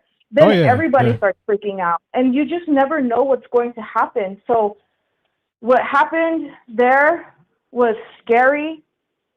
I'm not sure if you've ever heard of Love Parade 2010. No. This was in Berlin. I think there was like 21 fatalities, and you can look it up on YouTube. Wow. The whole setup, everything went wrong there. And it was a big rave. They shut it down, but a lot of people were getting trampled, and that's what that reminded me of. Astroworld, how people were just getting crushed, and you can look up this on YouTube. It's scary how people, yeah, there you go. So, I really feel bad for all those people that lost their lives. People just really need to take precaution. You know, if you go out and you take drugs or, you know, you do something, just be careful because you just never know. You want to come back home to your family. It's not worth it. I'm already older. I don't even go out to these raves or go out anymore. But, I mean, it's terrifying. I don't think I would let my children go because I know what happened. I was there. I was taking part of that. So just people, please just be careful, okay? Yeah, I love what you do, Mel. Appreciate the call, and your appearance. All right, take care. Bye-bye. Bye. And yeah, good story. I was wondering about other events where there was like a mass kind of casualty thing. I never heard of this Love Parade. And what a, you know, name for the place where all these people died. You know, Love Parade. 713, how you doing? Where you calling from? Hello? Hey. Oh, I didn't know I was on. Sorry. Welcome. No, that's okay. So I'm actually from Houston, Texas. I don't live too far from NRG. I'm a Houston native. And I wanted to explain that I actually saw Travis Scott in 2016 when I was about 17 years old at a very small, it was kind of like an art warehouse type thingy where there were a few different artists coming, and Bjork was there, and we just got free tickets. And I don't really like Travis Scott or anything like that. I don't really care for it, but I took one of my friends at the time, and she's like super into that. And I am 4'9". I'm a tiny girl. I weigh like 78 pounds, 80 pounds, and she wanted to get clothes. And I was like, I don't know about that. That's like, she wanted to get close to the stage. And this isn't 50,000 people. This is like a few hundred. So this like level of severity that, you know, the pushing started like even before he came out, but the level of severity wasn't anything compared to AstroWorld like this year at all. But I mean, being in that, like the people there that go to these, like his events, they're crazy. Like, I mean, it's partially like, you know, the concert goers' fault because, in my opinion, because, you know, they go to these things and they're going to go have a good time, but the people at the back are trying to get at the front and all that kind of stuff. But the artists are equally as liable. They're more like, you know, liable. They are the ones influencing this kind of behavior, because lately I've been seeing all these YouTube videos of people saying, oh yeah, Billie Eilish, she, you know, stopped like the singing because a girl was fainting and she gave her a water bottle or something like that. You know, like people do that. The artists can hear, and if you're standing up and seeing all of this happening, you can see it. You can tell something's wrong, and it's just really disappointing to see that someone who claims to be a Houston native is just acting like this. You know, it's so disgusting. It's an awful behavior. But yeah, I experienced it, and within 5 minutes of him coming on, I was just like, I told my friend, I'm like, we have to go, because the pushing and shoving was just too much. It wasn't like a normal concert, because I've been in, like, you know, the pit of normal concerts. It's much more intense. Like, people are literally jumping on top of you trying to get into your spot. And so I was about to have a full-blown panic attack, and I told my friend, I'm sorry, I did what you did. I was like, I'm sorry, but I'm gonna leave, and you can Uber home, but I'm gonna go home. Wow. So you left. Yeah, smart. It's like just going through the years and hearing all of these experiences at his concerts, it's been getting worse and worse. And I mean, because of the behavior that he really just what is the word, he like influences, and he pushes for that, like, you know, rage culture or whatever. Right. The people who hold these events and like organize them should also keep that in mind, that like, okay, we probably should take even more extra precautions to make sure everybody's safe, just because, like, you know, all the people who illegally jumped to the barricades, watching that, you know, that was kind of unexpected, but at the same time, it's not really a surprise with the kind of culture that he pushes for. Right. So. Well, thank you. I appreciate the call. It's been going on for a while. Yeah, it's been going on for a while. It's nothing new. So, but I mean, it is really tragic because of how, you know, this could have been prevented. So it's upsetting to hear, especially, you know, being from Houston and having it happen basically down the street for me. So. Wow. Well, I'm glad you're safe. Yeah. Yeah. And thank you for sharing. I don't do anything. I'm only 23. I sit at home every day. So I after my 2016 experience, I don't go to concerts. So I don't blame you. Anyway, well, thank you. Yeah, thank you so much for covering this. It's really important that, you know, people are aware of their surroundings and aware of what's happening. So I appreciate it. Thank you. Thank you so much. Take care. Yeah, you too. Bye. All right. Bye. Yeah, I thought this was kind of an interesting topic too, just because I think about like parents. I'm a parent, but my daughter, she's about to be 5. But no, we got to be really aware about what's going on, especially this day and age. Just things are getting crazier and crazier. It just doesn't seem like it is what it used to be, like these public events. 845, how you doing? Where you calling from? Hey, I'm calling from New York. Hey. Welcome. Thanks for calling. Hey, sorry. Yeah, no problem. I just wanted to say that I went to AstroWorld Tour in 2018, and the year before that, I went to Terminal 5, where the guy like broke his leg, or got paralyzed. Oh, you were there at that one?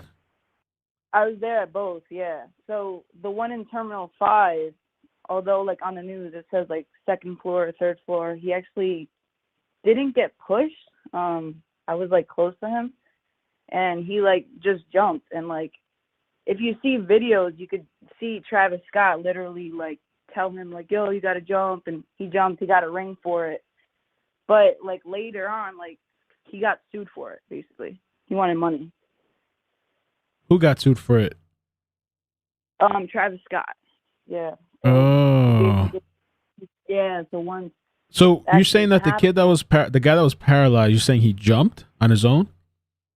Yeah, if you, I Hmm. was there. I saw Because it. the video didn't see any- the video that I showed, it wasn't the same guy. If the video that I did yesterday, it showed a different guy being encouraged to jump, and he jumped. That's not the same guy as this guy Kyle. But you're saying Kyle, the guy that's paralyzed, actually jumped of his own accord. No, I'm not sure. I'm not sure of the name. Oh, okay, All I okay. know is that Okay. one in Terminal 5. Because I did in see what you're talking about. There is a clip that I saw where this guy, he was being told to jump. This dude just jumped. I think So, Kyle yeah, was that's the actually thing. pushed, but there was, but the one you're talking about, I think I know what you're talking about. I saw that video clip. This other dude jumped on his own. Yeah.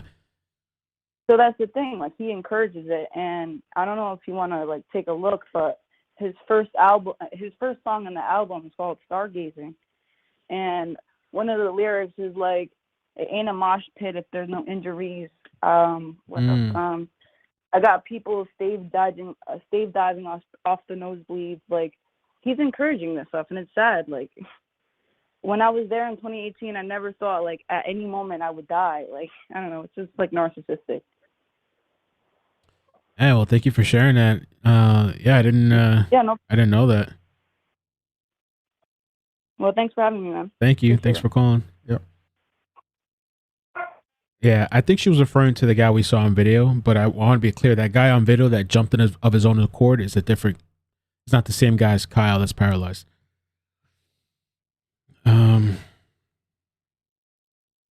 Okay, next caller, 832. How you doing? Where you calling from? Hey, you're calling from Houston. You're from Houston? You're saying you're calling from Houston? Yeah. Oh, okay, cool, Yeah. man. Did you go to the event or you just? Yeah, I did actually. I live like 5 blocks away from Okay. the stadium. And when my girlfriend and I went, it was like we didn't notice any of that happening. We were like in our own little bubble. Mm. It was only until like we got home and we slept, and the next day we know everything canceled and everything was it was a whole big fiasco. So for us, we went there around 4. So we didn't really have to deal with all the mass pushing and shoving up, going through the gates and stuff. So we showed up like 4. We were very prepared. We got our Camelback. There was like 2 water stations on each side. That was good. So we got our water. We didn't really notice like the situation until Don Tolliver was playing. It was pretty hectic. It was very uncomfortable. Like, my girlfriend lost her eyelashes, her earrings, and her hoodie. So it was kind of like, all right, from now on, we were supposed to chill in the back because that's what she wanted. And I'm glad that she said that because that's trying to save our life. But yeah, it was fun for like little baby SZA. But since there was like not a conflicting schedule, like it was like 50,000 plus more on that thrill stage or like where Travis was playing. I'm like a big trip head. I'm ex-trip head, so like I like to stand in the back to see the whole thing, and I'm glad that we did. And we didn't really see any like victims or anything. We saw like the ambulances and everything, but I didn't see, or like my girlfriend and I, we didn't see any like passed out bodies or like people being crowd surfed because we're at the very back. But I'm very unfortunate, and I'm say rest in peace to all of them. Hopefully, as the hip hop community, we learn from our mistakes and hopefully push for when we do a mosh pit, let's pick each other up and not leave them on the ground. Right. That's my story. Thanks, man. So you guys were hanging out in the back most of the time, right? Yeah. Don Tolliver, little baby, we were like mid back, but Okay. for Travis, I really, really want to see that mountain. So we sat at the back.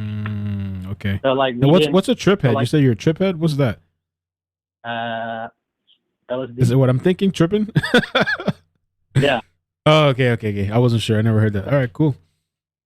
Yeah. So. All right, man. Well, thanks. Yeah, I appreciate you sharing, man. Thank you. Yeah. Thank All you. right, take care. All right, so we got a couple more calls. I suspended new calls, so mods don't put the number out anymore because I want to get through a couple. I have quite a few people waiting, so I suspended new calls because I don't want to have to hang up on people. 305. How you doing? Where you calling from? Yo, what's up, AstroWorld? This is Mike from Hialeah, man. What's going on? Hey, what's up, Mike? Hialeah. Okay, cool. Yeah, man. You already know where that's from, man. That's why I'm letting you know. Hey, hey, man. So, look, real quick, man. I already got this all already written out, and I already got it all timed out, so I don't take up much of your time for everyone else. And Dr. Grande, he's on YouTube. Check this out. From 1980 to 2017, 215 stampedes worldwide. Out of those, you have 700 deaths, 14,000 injuries. Main causes were compression and asphyxia. Now, there's a lot of other scary narratives that we need to track down as far as what happened in Houston, but I wanted to share that so that way people get an idea that this whole Stampede thing is nothing new, but it's, you know, it's definitely out of the ordinary.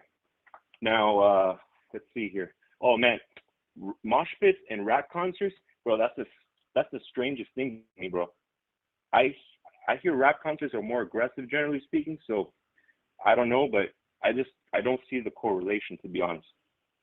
Bro, I used to be in a Slipknot concert back in 2003, and I got into a mosh pit. A Slipknot concert. That's heavy metal. Yeah, man. Right. But you know what? I like Slipknot. I fell. You like Slipknot? Yeah, yeah. Bro, we gotta talk about this in Discord one of these days, then. All right. So look, bro, I fell in a mosh pit, and you know what was the first thing that I saw when I looked up? It was a hand to get me up, to help me. Really? So I don't understand why people are just trampling over people, you know what I mean? Now, I got into electronic music as I got older, right? I went to Ultra from 2008 to around Nice. I never been. Bro, yeah. Bro, it was, I don't know, like they're bringing it back next year, but I don't know. But look, I'll tell you what, there was over 100,000 people. Bro, we had people rush the gate, kids were passing out, all that happened too. But people were actually watching out for each other. You know what I mean? Like if someone was passing out, you had like 5 people screaming out to the medic, like help immediately. You know what I mean? And it was just a different vibe altogether. You know. Now I told myself in 2012 if I was going to do another festival, it would be VIP because I needed a place to breathe. And because by 2012, I was starting to see those intense crowded vibes that you were talking about. You know, like the ones that you don't want to be in. Right. That you were talking about. Yeah. Like I was really starting to see that. Now, look, this is my final thought. My feelings at this event will change music festivals going forward. I think so too. Money buys a lot. It buys a lot. It includes covering up big issues like this. Because when I saw the thing coming out, I was surprised that it wasn't like the top hits on Google News and things like that. You know what I mean? But my take is that from people I talk to, no one's trying to go to a concert and die. You get me? Right. So from the perspective of trying to have more successful and sick music festivals, I think it's going to be prudent to have more controls for things like this. Maybe like a quick topic, and I'm done here, is maybe they just give more power to the fire marshal where, you know, like they go to the clubs and things like that, and they just give it the power to the fire marshal when things are just getting out of hand. They say, bro, hey, give me the mic, Travis Scott. That's it. Game's over. I've heard sometimes with the fire marshal, this was back in the day when I used to go to space. I used to hear rumors that supposedly these people were paying them off to let things slide. That's what I used to hear back in the day. It's Miami, of course. Yeah. Absolutely. No, it's Miami, of course. So you'd be packed in there and past the limit. Yeah, especially in space. I heard you talking the other day on the video about going to space and how it was crowded and all that. Yeah, it still happens. I don't know if you remember too. They had like Nocturnal next door too, where like that would get pretty beat up as well. I've heard of it, but never been in there. Yeah. They all rename it to like another club every like 6 months or whatever. But what's it called? Yeah, man. Like that happens too. They pay it off. But overall, like I don't think that they need to create a whole new system for this thing. You know what I'm saying? Like they just need to kind of really look at what was already there, because how many music festivals have we had over years and decades, and this type of crap has never happened, right? It's a mix of a lot of different things that we got to get to the bottom of. But overall, I agree. Yeah, for kids, they you know, just watch your people, man. Watch your people and watch the people around you, because like, who the hell wants to go to a concert to get trampled on or to die, man? That's not right, man. That's all I got, man. Oh, thanks, man. Great call. Hey, everybody hit that like button. Please, thank you, man. Reach out to me too, man. Yo, great call. Thank you, man. I hit you up on Discord, man. Take care. All right. Bro. Sounds good, man. All right. Take care. Later, man. Cool. Yeah. Great call. He had me kind of flashing back to some of my times, but I agree. I think like it's kind of like a different time now. I just remember some of those times where I was partying And when I first came to Florida, I was never into clubbing, but then I had a group of friends that I met and they wanted to go to like these hip hop places, right? And what I noticed, one of my first observations is that it's always drama. Some of the hip hop places that I went to, not festivals like clubs, it's always people wanting to fight each other. It was the dumbest thing ever. You'd have one group on one side of the wall, the other group on the other side of the wall, and they're like staring at each other. And one of my friends ended up getting into a fight. The kid he got into a fight with apparently went to some sort of college. When we went outside, it was their entire group. We were outnumbered, and it was us. It was crazy, and they ended up stopping the fight. But I realized early on that wasn't the environment that I wanted to be in. And then I started going to like kind of like raves or trance or house. I really love house music.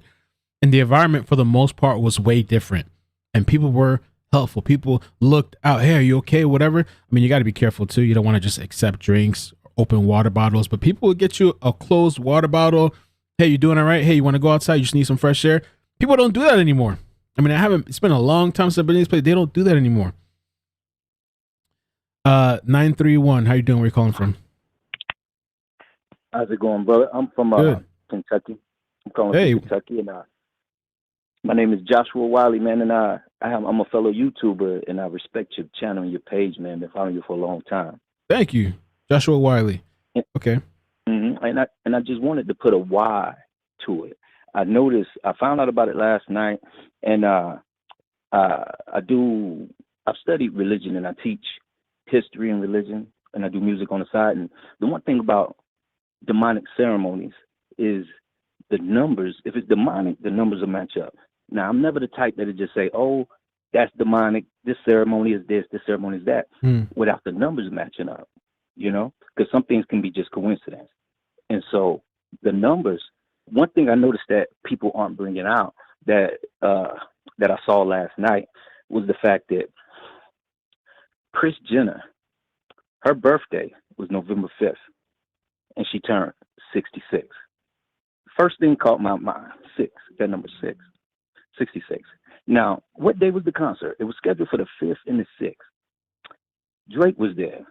Now, he's JEWS, and so are the Kardashians, got that in their blood.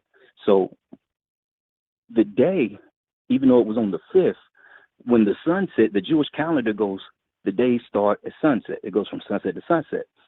I'm a 7-day Adventist, so I keep the 7-day Sabbath. And we start at sunset. That's the beginning of a new day. So by the time Travis hit the stage, by the Jewish calendar, it was already November 6th, if you feel what I'm saying.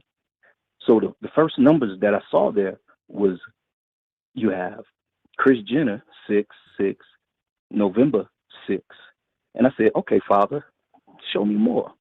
So I'm sitting there, and all of a sudden he said, well, how old is Kylie? She's 24. Uh-oh, that's another 6.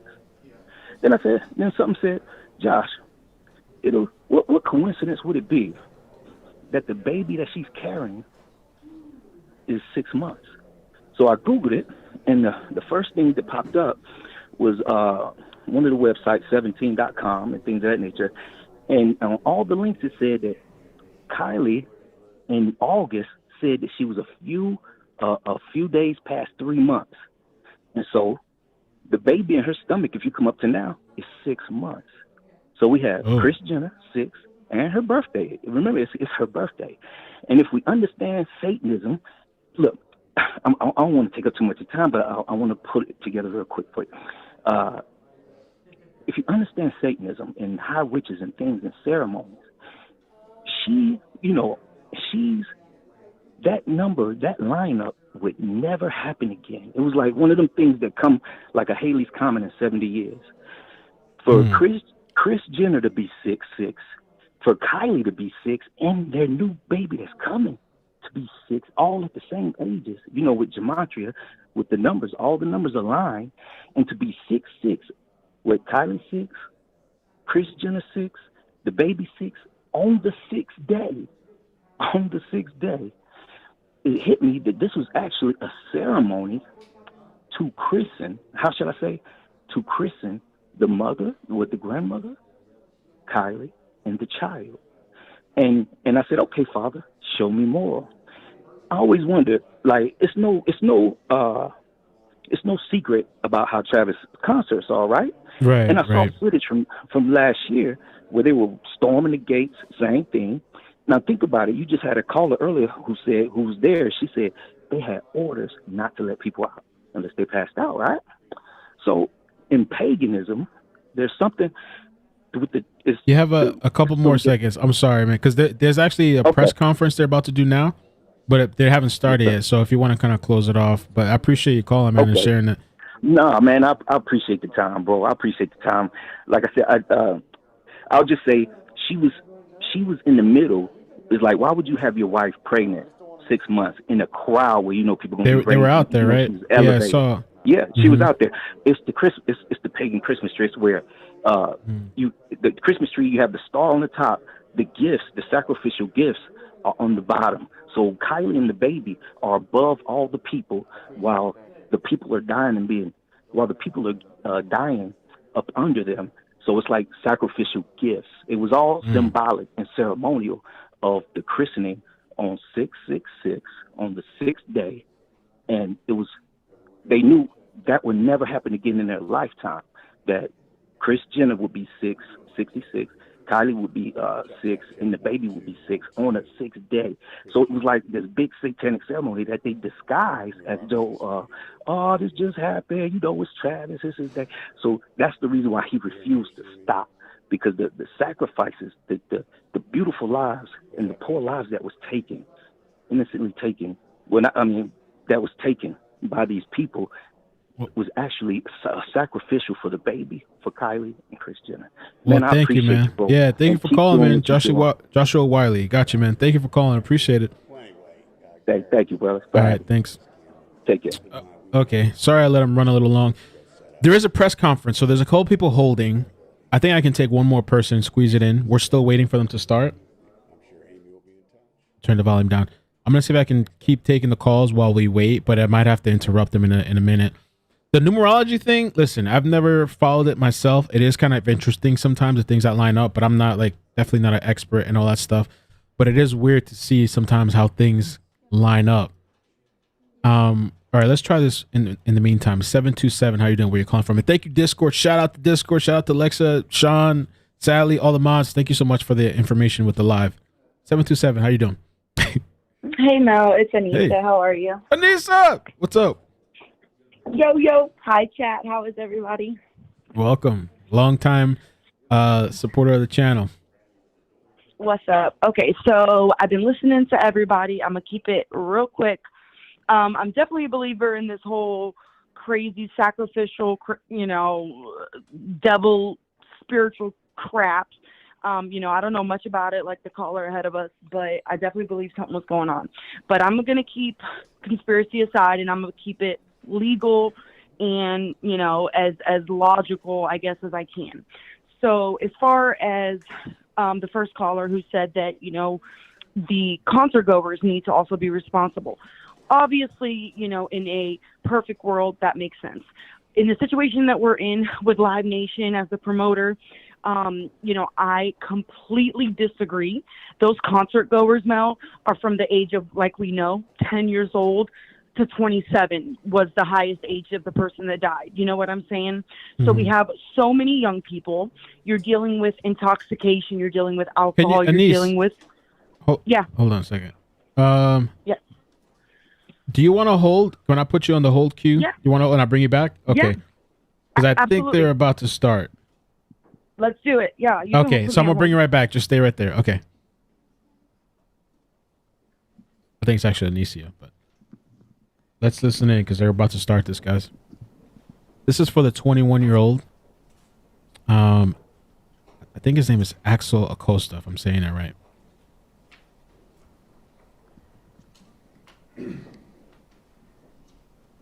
This is Edgar Acosta. This is Joel Acosta, Cynthia Acosta, and Jesus Acosta. On November 5th, 2021, more than 50,000, mostly young people, attended what was supposed to be a two-day concert event known as AstroWorld, put on by Travis Scott and the other defendants in this case.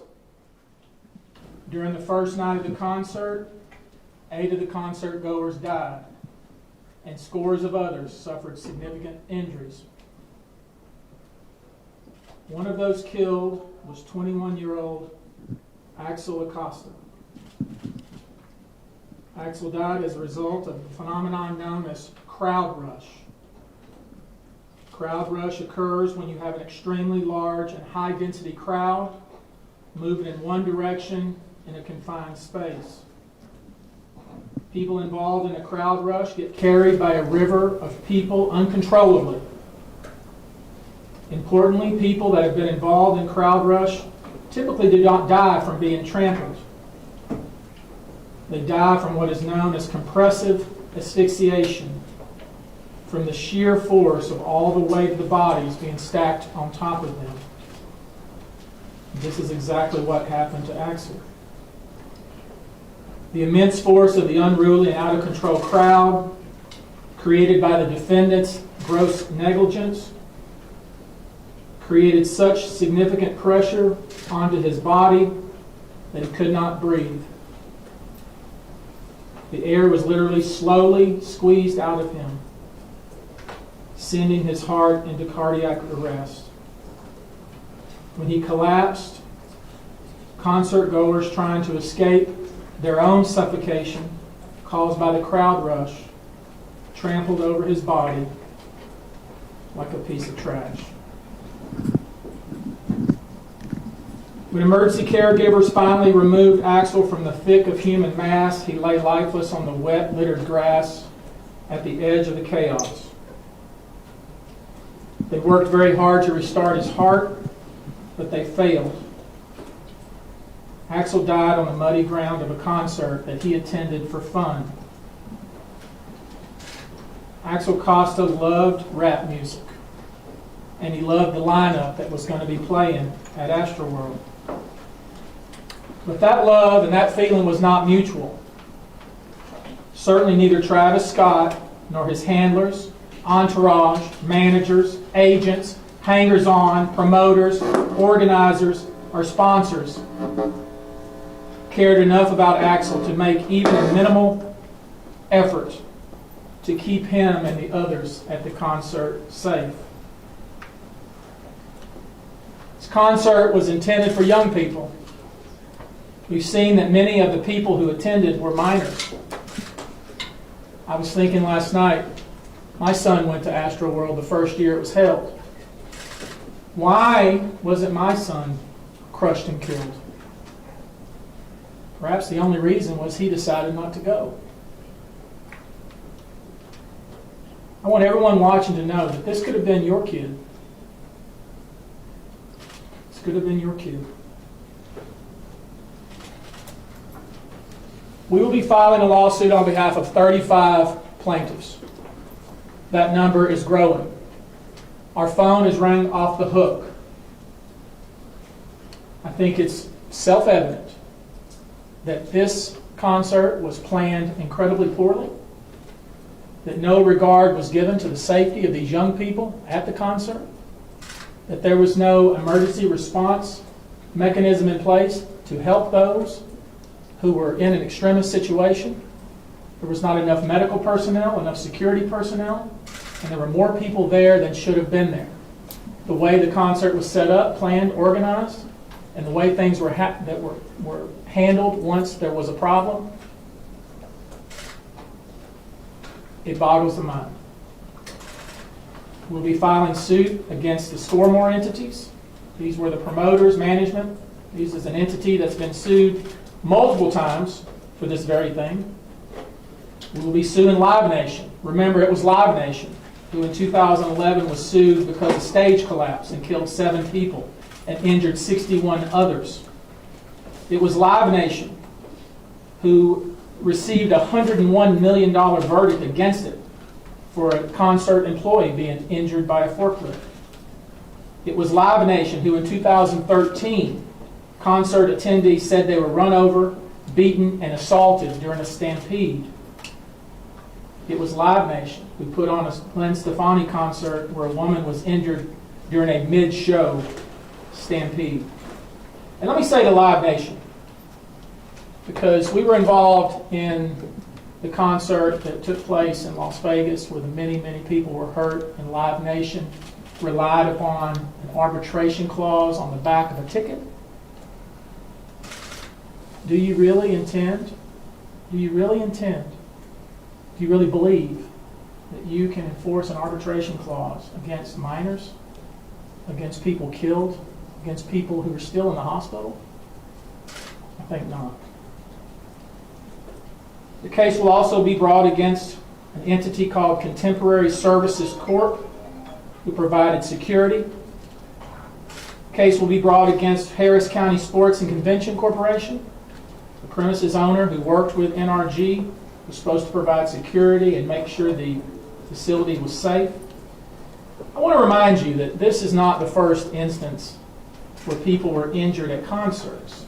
There's a long history in the United States and in the world where individuals who came to a concert looking to have fun, looking to enjoy themselves, did not leave, or certainly did not leave still alive. One of the experts who's looked at the history of concert goers and the multiple events that have occurred has said the history of how the concerts are handled is a history of disinterest and greed. I think that's what we have here. And let's talk about Jock Webster II, otherwise known as Travis Scott. On August 2nd, 2015, Travis Scott was arrested in Chicago for disorderly conduct after encouraging fans to jump over security barricades during his performance at Lollapalooza.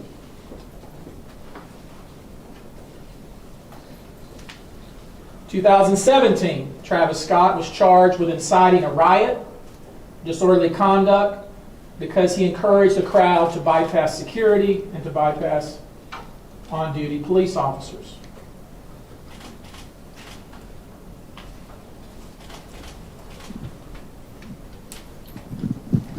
Let's take a little further look at Travis Scott and his antics.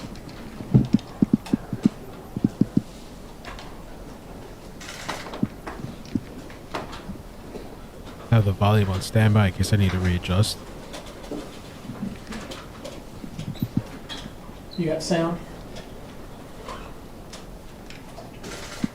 This video, you see Travis Scott standing on the stage encouraging people to bypass security and to charge the stage.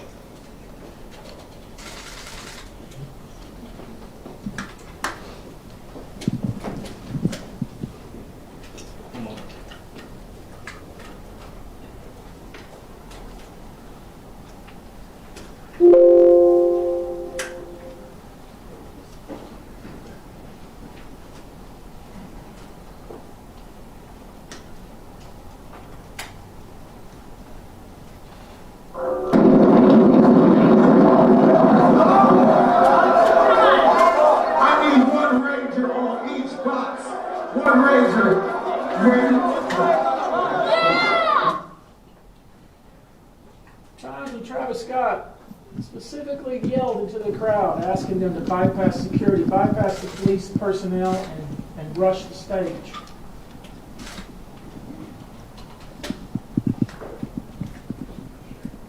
Next slide, please.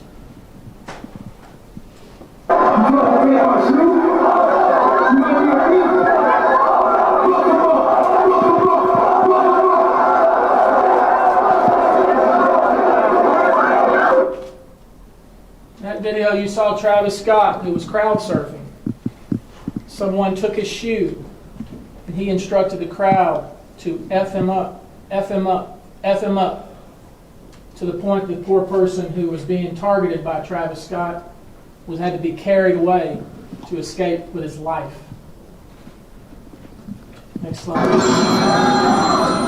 see you. Hold on, turn the lights on. Turn the lights on.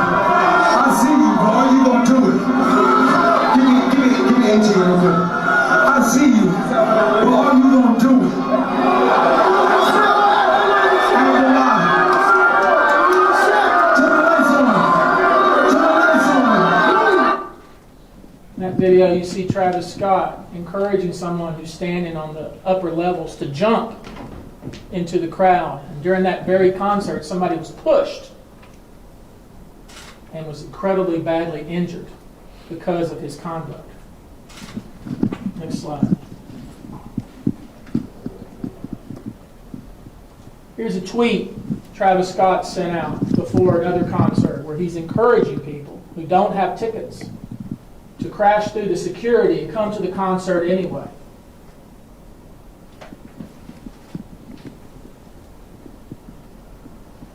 Next slide. I'm strong and we got another stretch. November come, won't you pop out at the fest? That's just a small snippet of the video to encourage concert goers to attend AstroWorld. This was video from previous AstroWorld concerts. It's utter chaos.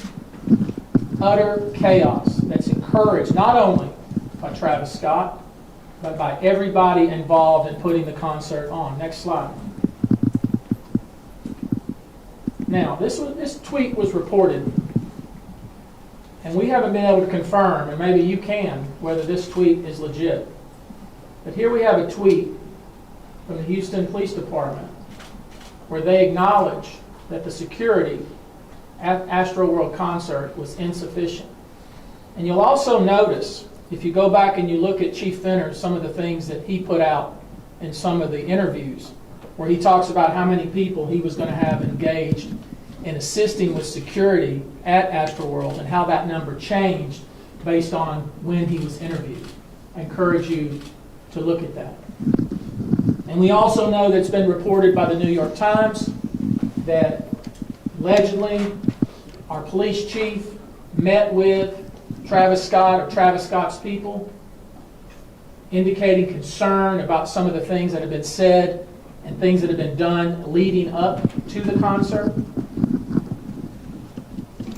Next slide. And we know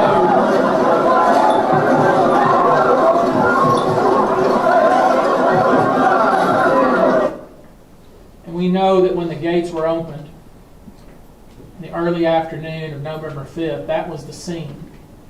Next slide.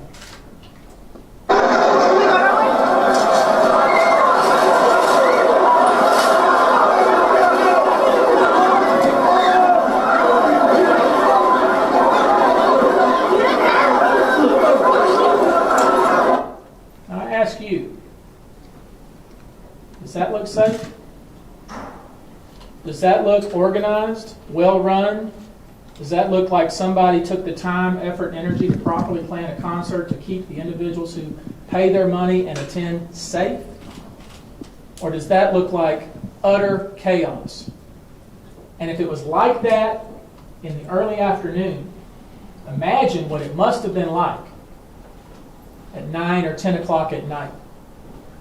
We've had repeated reports of more than 30 different witnesses who have provided statements saying that the screening was non-existent, that there's no COVID screening, there was no security screening, that people were just being let in, bags weren't checked, people were smoking weed rampant throughout the concert, and that people were taking drugs.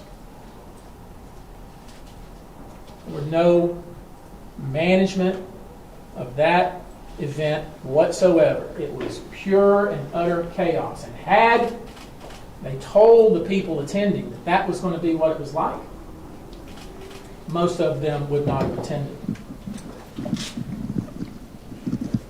All over the internet we see, on TikTok, Instagram, Facebook, and other social media sites, the utter chaos that existed on that night. We see Travis Scott continuing to perform while EMTs and other first responders are trying to save people's lives. We know specifically with regard to Axel Acosta, we know that the individuals trying to save his life did not have what they needed to save that young man's life. There weren't enough people to help him. They did not have the right equipment. He did not need to die.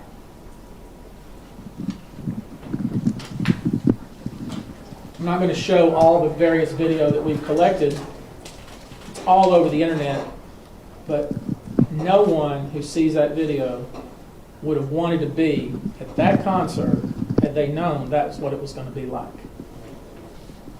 And that brings me to Axel Acosta. He had just turned 21. He was incredibly good at computers. He had just transferred to a new university. He was going to school with his brother Joel.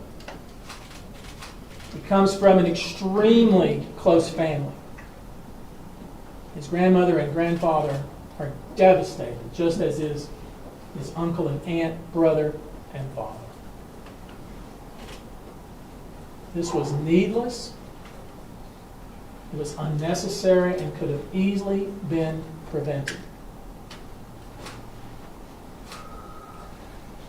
We expect to file a lawsuit either today or tomorrow or the next couple of days. We want to make sure we get it right. We want to make sure that everybody is included that needs to be included. In this lawsuit, we intend to change the way concerts are put on, organized, promoted, and managed in the United States and in the world.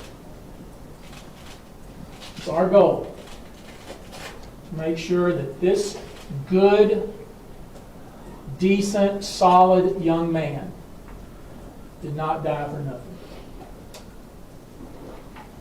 I'm going to give you a couple of questions with Edgar.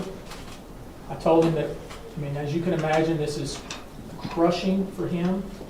He has an appointment this afternoon with the funeral home to make arrangements so his son can go back home. Señora Costa, Pedro Rojas de Univisión, ¿nos puede hablar en español y contarnos cómo se siente, cómo está impactado usted por lo que le ha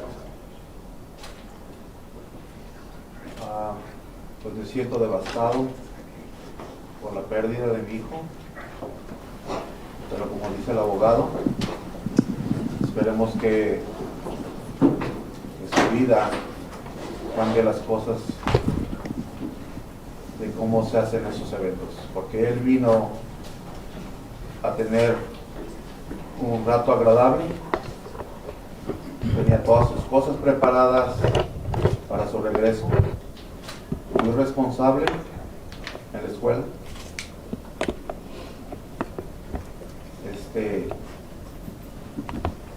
y una cosa por negligencia de alguien que pasen estas cosas, porque todos los que hayan venido vinieron a divertirse. Wait, we're not doing it that way. We're not yelling at him. Is there any way to get Mr. him? Acosta? Just wait a minute, please. We're going to take two more questions. Yes, go ahead. Mr. Acosta, we just wanted to know, how did you learn about your son's passing? We understand that it took some time for him to be identified. Yes, it took some time because as soon as we received the news, I was trying to get hold of him. I called to his hotel. They told me that he didn't spend the night. That's why I started calling the sheriff office, the reunification, and they told me, Mr. Acosta, your son is not on the list, so you don't have to worry about anything. He's not on the list from the dead people or injured people. And I told them, well, he didn't spend the night on his hotel, so I'm worried about him.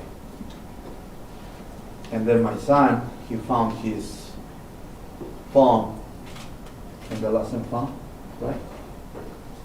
And so we tried to call again and ask for him for the body without identification. We called the hospitals, we called the sheriff office, and they told me, no, we have all the names on the list, and he's not on the list. Mr. Acosta, could you please tell us? No, just a minute. I want to make sure we're clear about something. When the Acosta family, when his son's name was not on the list, he also inquired, well, are there anybody who is unidentified? Because they figured out that Axel's phone was in lost and found. And Axel was not the kind of young man that didn't answer his phone or did not stay in touch with his brother or his dad. He stayed in touch with his brother and father. So they knew something was up when they found out that he did not spend the night in the hotel. That is absolutely not like Axel. That's not like Axel. He does not drink. He does not do drugs. He does not stay out all hours of the night. So when they inquired, well, are there any, has anybody been recovered that you don't know who they are? And he was told no, that there wasn't. And it was only until they found the picture going around on the internet that they realized that a member of their family had died. So it wasn't just the fact that his son had died and his brother had died, but it was the way they found out about it. It was just horrific. We'll do one more question. Mr. Acosta, could you please tell us, first, what you hope to accomplish with this lawsuit, and what do you want the world to know about your son?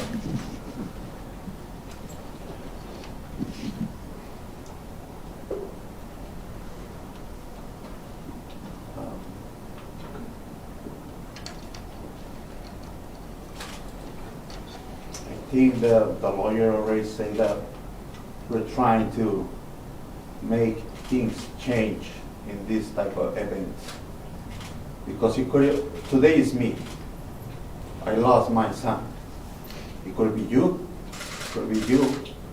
When you send your kid to have some fun, and because somebody else is not providing the right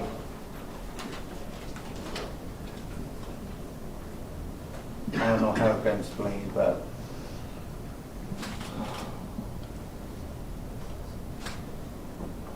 the right security, because it's not the first time that he's been in a big event, right? You can go to Disneyland and have fun. You can go to a baseball game and have fun, right? Because they have the right security, the right people. Some people assisting injured. It's hard to explain. What would you like the world to know about your son? He was a great kid, excellent student. He was looking for his family. He loves his grandparents. He was trying to study and going to school to be, he was trying to be an engineer or computer programmer because he want to provide for his family. He really cares about it. He was the first grandkid. He was the oldest one. He always take care of his other cousins and nieces. ¿Nos puede dar la misma respuesta en español, señor? ¿Cómo quiere que recuerden a su hijo, suegro que le montaje de Telemundo? Pues quiero que lo recuerden como un muy buen estudiante. Se graduó con los altos GPAs desde la high school, desde la casi viene siendo un estudiante con straight A's.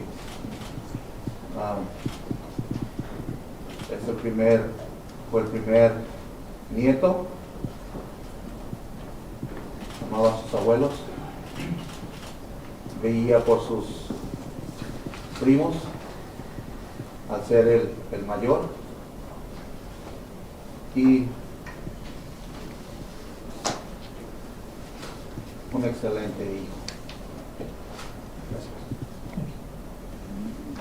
What we're asking for those that watch this interview is if you have information, if you were at the concert and you have key information, or information at least that you believe is key, contact our office. We want to talk to you. We believe that the video on TikTok, on Instagram, on Facebook, is going to be key to this case. And we ask that if you have such video, that you provide it to us. If you have information, provide it to us. We're easy to find.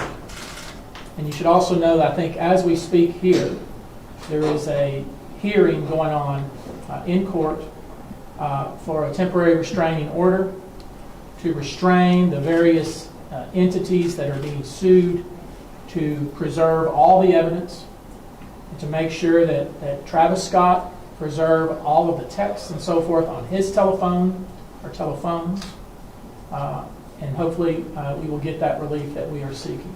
And with that, that is all we're going to do today. Thank you. Can you give us the info on the TRO hearing? Is that happening now? It's happening right now. In which court? I think the ancillary judge is Judge Sandhill. Is it your There's a lot of different lawsuits. Okay. Thanks very much. So I had to manually increase the volume for you guys. The volume was super bad. They had the microphones pointing at the wall. I don't understand that. Maybe they thought they were going to stand there. So I had to like crank it up as high as I could so you guys can try to hear something. And so there's a class action lawsuit. And I like the lawyer. So far, I like a lot of the things he was saying. It's interesting too that like how social media now is like really becoming like important, because I think about Gabby Petito and just Red, White, and Bethune and those videos and social media. And now you think about this and how crucial potentially some of these videos are going to be. I wouldn't be surprised if they're trying to take down some of these videos. You know what I'm saying? Some of these videos are going to be false claim to try to take them down. Let me take the calls that I have, because these people have been waiting for a long time. It's 4 calls. Let me take Anise first, and then we'll get Anicia first, and then we'll get to the rest. Anicia. I'm here. Hey, thank you for holding. Sorry about that. Completely unexpected, but we're here. Do not be sorry. All right. So after that press conference, let's just all say some prayer for Estelle Acosta, because 21 years old, hardworking college student. I loved that they had the father and the attorney, make, because what happens in these cases, Mel, you know this, you cover it. I'm obviously interested in these cases. I started a small YouTube. I just do it for fun, not like you, obviously. But, when it's all said and done, guys, these cases, they're people.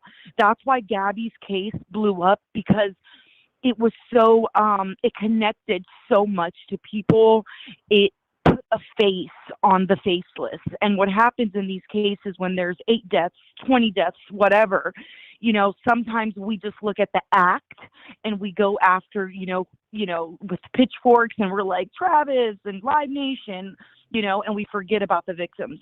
So I liked that they, said, he loved his grandparents. He was a hard worker, blah, blah, blah. So it was really amazing to hear that. So I'm, prayers for their family, for their Costa family. Now, I completely disagree with, a lot of people, not a lot, but I heard a caller, the first one you had today, saying, that these kids need to be held accountable.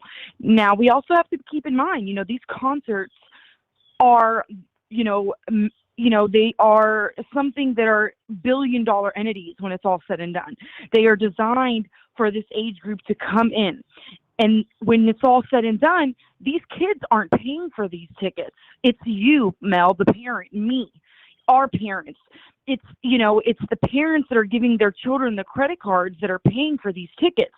We're basically the ones, providing these funds, because we're, as parents, thinking, okay, well, these tickets are $400.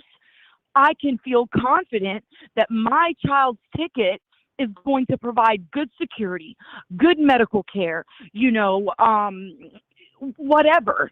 You want to feel safe that your children are going to concerts or festivals and that everything's going to be okay. So I wrote some notes down. I do believe Travis, Live Nation, and they stated Contemporary Services, which was who was their, I guess, third party, the third party for yeah. the security. Exactly. They're going to take them down. They are completely need to be held responsible. I believe that They stated early on in the first press conference, Mel, that they believed it was roughly 50,000, maybe a little more. But they also stated in that press conference that the venue, they were almost downplaying it initially. They were stating the venue was able to take 250,000. Right. That they had made, I heard 200. you know, the quota. Yeah.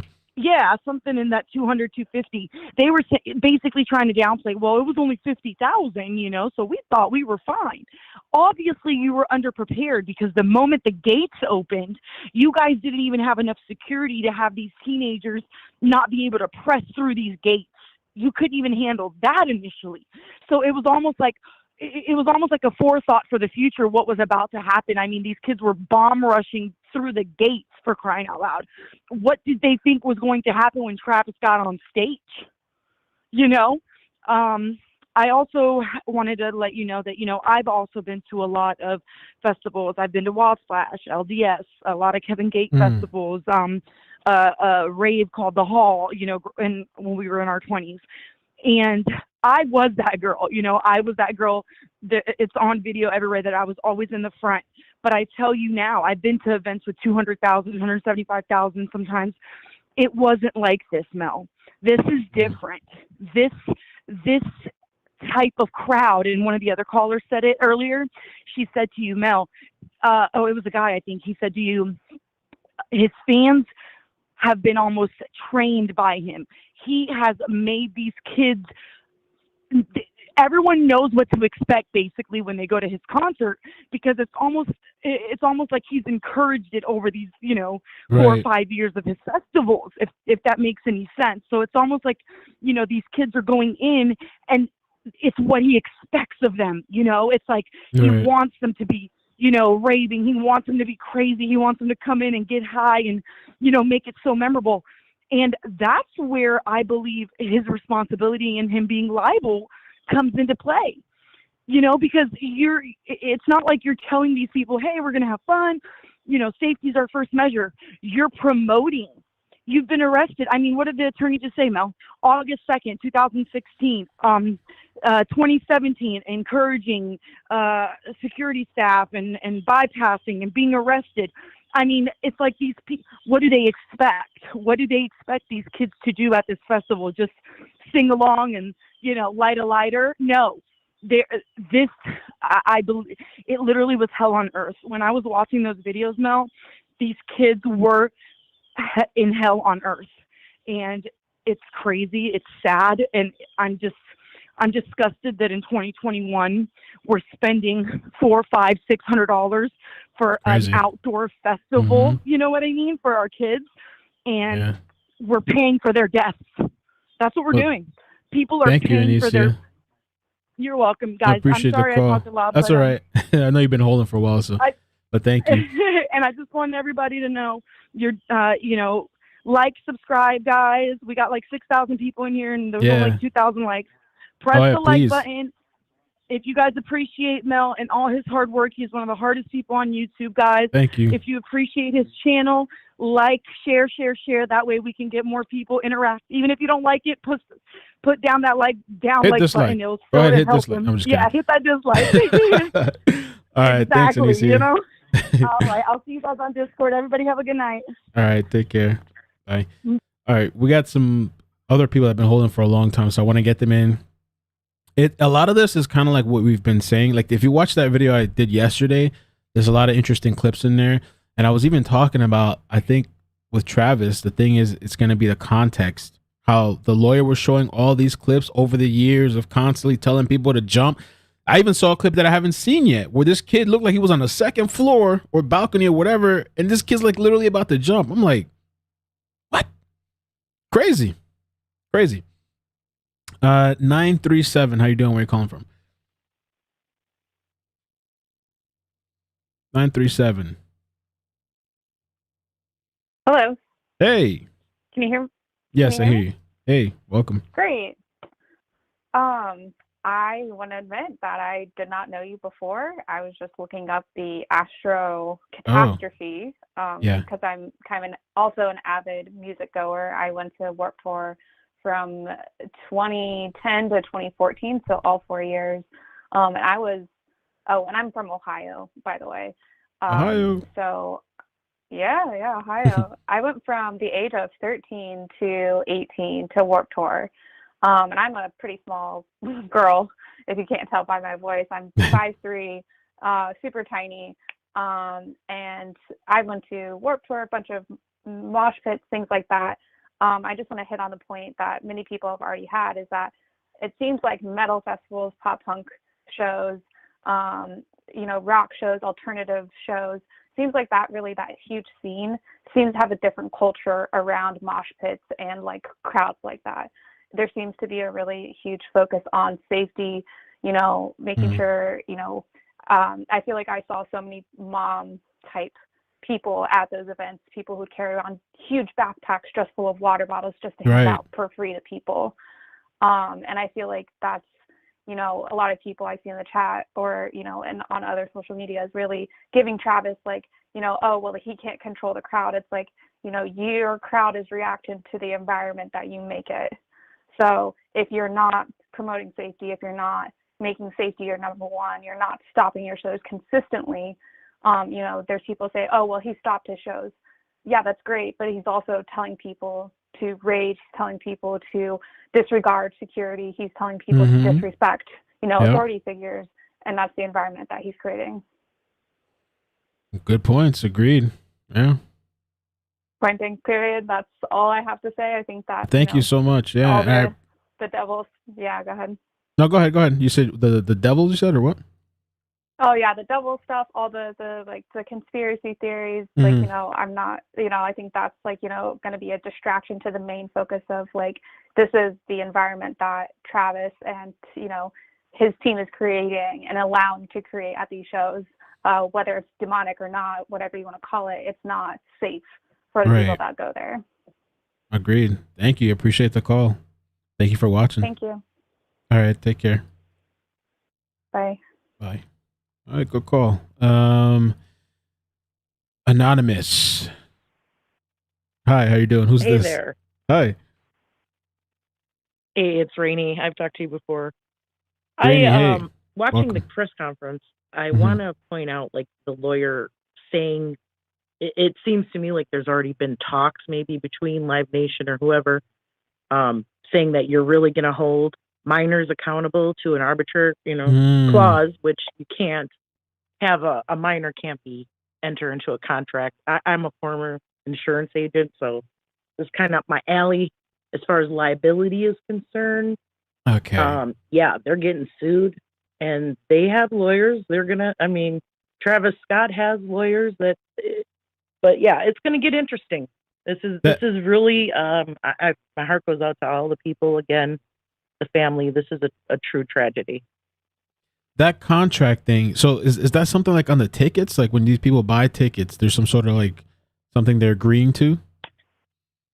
Yeah, I'm sure it's a fine print as usual. It's probably on the back of the ticket saying that the ticket holder agrees that the holds no liability in case just like they tell you anytime that's what they do in order for them, because it's called a risk. And Travis Scott is now high risk. He'll never get insured again. I guarantee. I mean, if anybody wants to, good luck. He'll never ever. They'll never. I swear they will. I doubt it anyways. But yeah, the financial risk is there, and that's why you get insurance. There's no such thing as having not enough insurance, but you can always have lots of insurance. I always told that to people when I sold it. But that's the point of insurance, is that when something happens, and they're trying to say, well, we're not liable because this was on the back of the ticket. Well, that's not going to fly. If these are minors can't enter a contract, and they've already lost their case as far as I'm concerned. So, thank you for that insight. Appreciate that. And I just want to also point out something similar happened with my husband. We went to a concert, and it was a Snoop Dogg concert. Yes, weed was involved, but it had nothing to do with what happened to him. He passed out, and Snoop Dogg played on. No, everybody else scattered. Everybody was like so scared. I mean, it was a very frightening time for us. But they carried him out. Everybody scattered and moved out of the way. And that's another point. I've been to how many rap concerts, and it's always chill. It's always nice and chill. you know, you go to a concert with the country and it's a brawl because everybody's drinking. And I mean, it has nothing to do with the weed. So I want to put that out there. Oh, okay. It's Okay, always yeah. chill out. You know, I've been to MC Hammer. It was chill. I mean, I'm showing my age now, but whatever. Well, thank you. I appreciate that. Thanks for calling. Yeah. Oh, thanks and the a other lot. thing too, just real quick, if you're still Yeah. there. The other thing too, because I heard him say they're gonna get like a restraining order to like Live Nation and the other entities, and I was just wondering, like, I wonder if that's like so these people don't try to like get them to settle out or try to remove videos and stuff like that. I was kind of wondering what that was about. Right. Yep, that's exactly what it is. They're putting them on notice. That's the first thing in a lawsuit is putting them on notice, you know, intent to file. And they're putting them on notice and that they better not destroy any evidence. And I noticed that I looked at Travis Scott's Twitter account because I just was nosy. And he hasn't deleted any tweets. And then there's a couple interesting ones before, you know, like something about the feast. And I thought that was weird. Because I'm not into this conspiracy thing, but I mean, this is very weird, whatever. But he better not delete anything. And it will be interesting to see what's on his phone. If he may have said something, you know, prior to the concert into a private message to Kylie, who knows, saying, hey, we're gonna get him going tonight or whatever. We'll see. Right. It's gonna get good. Mm-hmm. Well, So thank they you. better Thank not you so delete much. anything. All evidence better be preserved. Yeah. All right. Thanks. Take care. Yep. Take care. Bye. Bye-bye. Good call. Good call. One more caller, and then I'm going to place a call to somebody that's actually dealt. She's knowledgeable in this kind of stuff. So after this, I want to place one call. 214, how you doing? Where you calling from? I'm calling from Dallas. Hey, wow, from Texas. Okay. Hey, yeah. So I just wanted to touch, as I've been holding and hearing everyone talk, there's so many things I want to touch on, but the main thing I was calling in was to say that in my early 20s, I used to go out a lot and live music, but at a Lenny Kravitz concert at a venue that only could hold like 3,500 people, so tiny spot, and Lenny Kravitz is not like, you don't go to mosh pit at Lenny Kravitz. Right. I mean, he's not Right, yeah. he's not that type of artist. But I was at the front. I had separated from my friends because I wanted to get a closer look at Lenny. So I'm at the front, maybe 2 people away from the stage. A girl that was next to me had tried to climb on my shoulders, and so because she wanted to flash Lenny, so she was trying to climb on someone's shoulders, and I pushed her off of me, and I kept on paying attention to the concert. Eventually, she got on the shoulders of another guy, or of a guy that was there, and she started kicking people that were around her. So the crowd started pushing in from all directions, and I was standing right next to her. I got caught in the middle of that, and I was getting squished. And and this was small, like maybe 20 people deep. I mean, it wasn't a big crowd at all. So can't imagine what the Astrofest was like. But in that time that everyone's pushing, because the crowd just starts swaying, I start passing out, and I end up on my hands and knees on the bottom, and I could see everyone's legs. And fortunately, I looked up and some guy pulled me out, and I don't really remember a whole lot after that because I was a little, I was on the verge of passing out. So he put me over to the side, and I'm sure I thanked him, but I don't remember a whole lot. But it can happen very, very quickly. So a lot of people are like, well, these people were in the wrong spot at the wrong time, or there was just a lot of people at that concert at Astrofest. So it's not necessarily the music because, like I said, Lenny Kravitz isn't. I'm surprised. People were turning up at Lenny Kravitz. He's the. I always think of that song, the Flyway song. I wanna get away. I remember when I was a kid or a teenager when they came out. Yeah, the song was. But I never thought people would be going crazy over that. The heck? Oh my goodness! Well, it was because the girl was kicking people. She was kicking people in the head. So she made the crowd angry, and everyone started like all directions from the side and from the back. But yeah, it was crazy. But what's really nuts, as I was listening to you and all the people that you had on, and we were watching the news brief, I think it's interesting the angle that they're looking at to try to pin this on Travis. And I'm not saying he's innocent or not innocent. I think the greed was definitely involved. They should have had more people there, especially for the price of those tickets. Yeah, that's in crazy. my day, in my day, if I'm paying $300, I better have a private booth and my own bathroom. Yeah. But the lawyer was trying to show how Travis was inciting his fan base.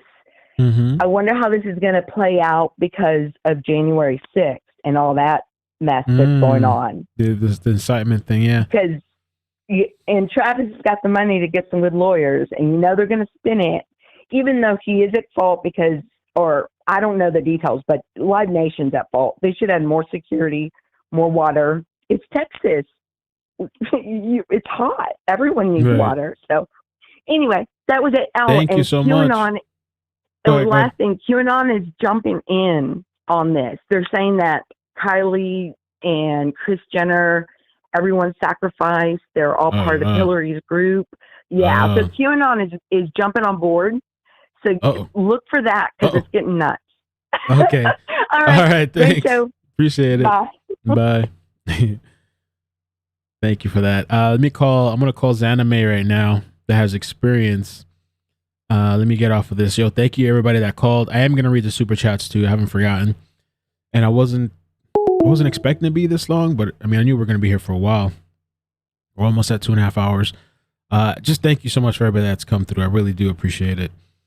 Okay, let me give Zaname a call. Hello.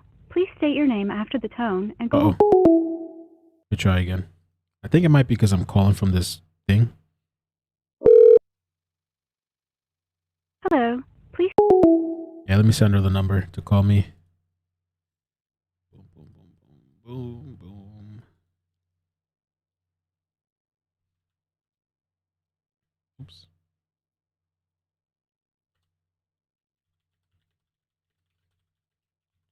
Okay, I sent her the number. It is going to be interesting to see how this like spins and comes out. I don't think there's any way they're going to be able to avoid all this unless they're planning on settling. Because the thing is, too, I mean, we are talking about like, the victims, the people that have passed away, but I'm sure there was, how many people were injured or something? Like how many, Travis Scott injuries? I thought wasn't like 300 people were injured or something like that. Let me see. I'm thinking all these other people too may have the right to come forward and be like, hey, I'm suing too. I have trauma. This was broken, this whatever, I missed work. I got whatever. All these other people too can come forward, I think. Save the hospital bill, join that, the class action lawsuit. No, you called me on, I could call you on Discord. You want me to call? I don't know if we'll be able to hear you. I could try you on Discord. Let's see if they'll be able to hear you. Oh, there we go. Got it. Hello? Hi. Hey. I'm having a little bit of technical difficulties. That's okay. Thank you for being available. Do you want to share a little bit of your experience, or do you rather not, or like, or you're Yeah, I can talk a little bit about it. So I am an emergency manager, and I've been with various agencies for quite a long time. And during live events or large concert gatherings, for example, like the city planners or anything else, Anime, are you on like on a headset or something? Is there any way you can come closer, or you're on? Yeah, are you on Bluetooth? Just make sure you don't have any of that stuff on. No, I don't. No, think okay, so. It's just a little muffled. Okay, go ahead. Can you hear me? Yeah. Okay, perfect. So with large events like this, with the large concerts, you always have to come up as emergency manager. You always have to write up an emergency action plans, and there are different regulations. There are city regulations, the police department, fire department regulations. They all go into those action plans. But most of the time, a lot of the planners, the actual event planners, they tend to disregard any of those type of action plans.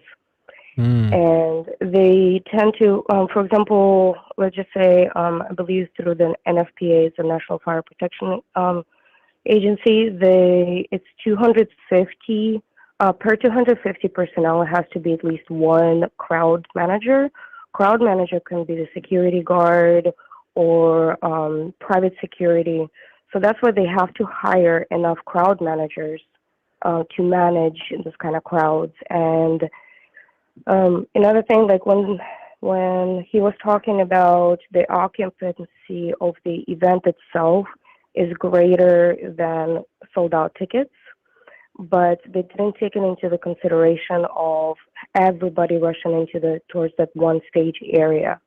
And as you can tell, there was some fencing around, so a possibility where the fencing couldn't be in there or anything else. It's a lot of the event planners tend to go against the emergency action plans because either to save money or to do anything else. But anyways, yeah, that's a little bit of a.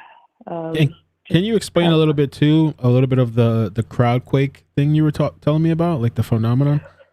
Oh yeah, so the crowd quake or panic stampede or anything else that people call it. It's basically serious concern during mass events like soccer or these kind of concerts. And basically, despite the huge crowd personnel, the energy, once it's kind of like a swing. When you take one swing and then you just hit it and then have the energy kind of going back and forth, it's unstopping, because imagine the force of, let's just say, a force of 100, 100 pigs or sheep, right, running towards you. And then what you're going to do, you're going to start running, right? So then everybody's just kind of pushing back and forth. And then that creates that unstoppable wave. If you want to look a little bit more into it, it's more of if you look at the Mecca, during an annual pilgrimage in Mecca, and how everybody's swaying back and forth and kind of all in a zen. That's exactly the same thing. But once you disrupt that wave, that's when a disaster can happen. Oh, really? Does that make sense? Okay. Yeah. Let me ask you. A little. Go ahead. Sorry. Nesta had a really good question too about this person said, do crowd managers communicate to the stage managers? Like, is there communication? Is there supposed to be some sort of way? I don't know if you know. Oh, absolutely. It has to be. Everybody has to have a radio. It doesn't matter. If there's just like security guard or paramedics that they hired or anybody. They have to have communications. And actually, in the emergency management plan or the EAPs, there's a piece specifically for communications and has all the channels for the communications. So they should have communicated what's going on the ground to up, unless it was either some kind of breakdown or anything else. Okay. Well, thank you. Yeah, I appreciate the insights, Anime, and for being available. Yeah, absolutely. Anytime you have questions about event plans or emergency management, I'm here for you. All right, thank you. All right, take care. Appreciate you. Mm-hmm. Take care. Bye.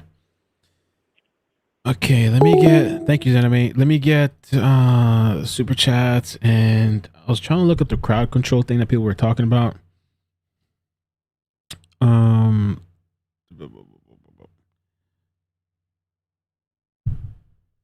Oh, okay, I missed quite a few. Oops. All right, let's get through this. Let's see. 10 Edwina 10. Hey, hi Mel, you're doing a great job. We just want it. Yes, we want to hear it. Thank you so much. Carly Jean, hallucinogens are for spiritual journeys, not shows. 1000% agree, in my opinion. I known kids that was doing that back then. They were just going I don't think it's good. I really don't think it's good at all. And if something happens, like for example this event, that's going to be tough, because when you're tripping, you can't just like turn it off. You can't just like sober up.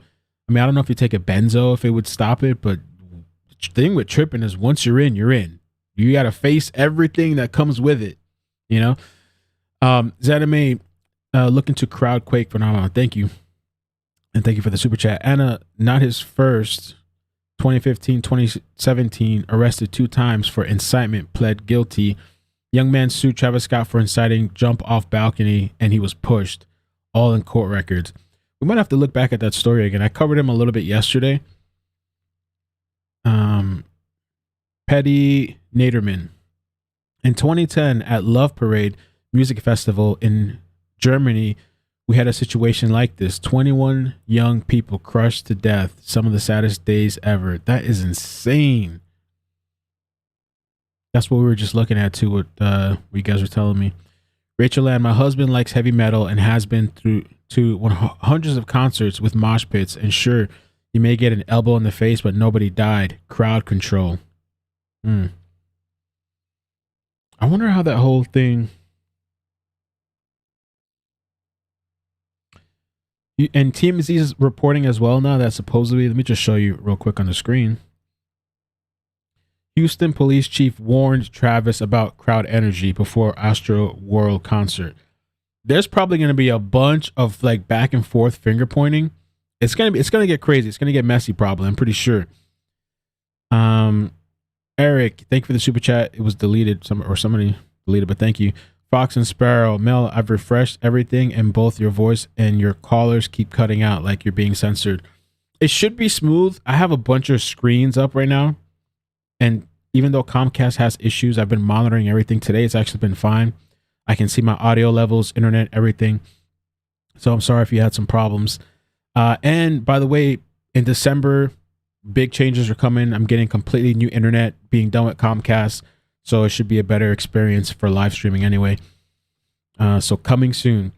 Spaniard, thank you for the super chat. Vicky, thank you. Bree, I'm heartbroken. I feel was complete negligence tragically. Thanks, Mel, for your coverage. Thank you, Bree. Natasha, I'm an EMT. Okay, I'm an EMT. Have worked a few special events. We are required to check all our equipment prior to shift. EMS is from the videos. There was severe overcrowding, not enough security to help EMS get to people. Poor planning. Angelina says, having pics people like to complain about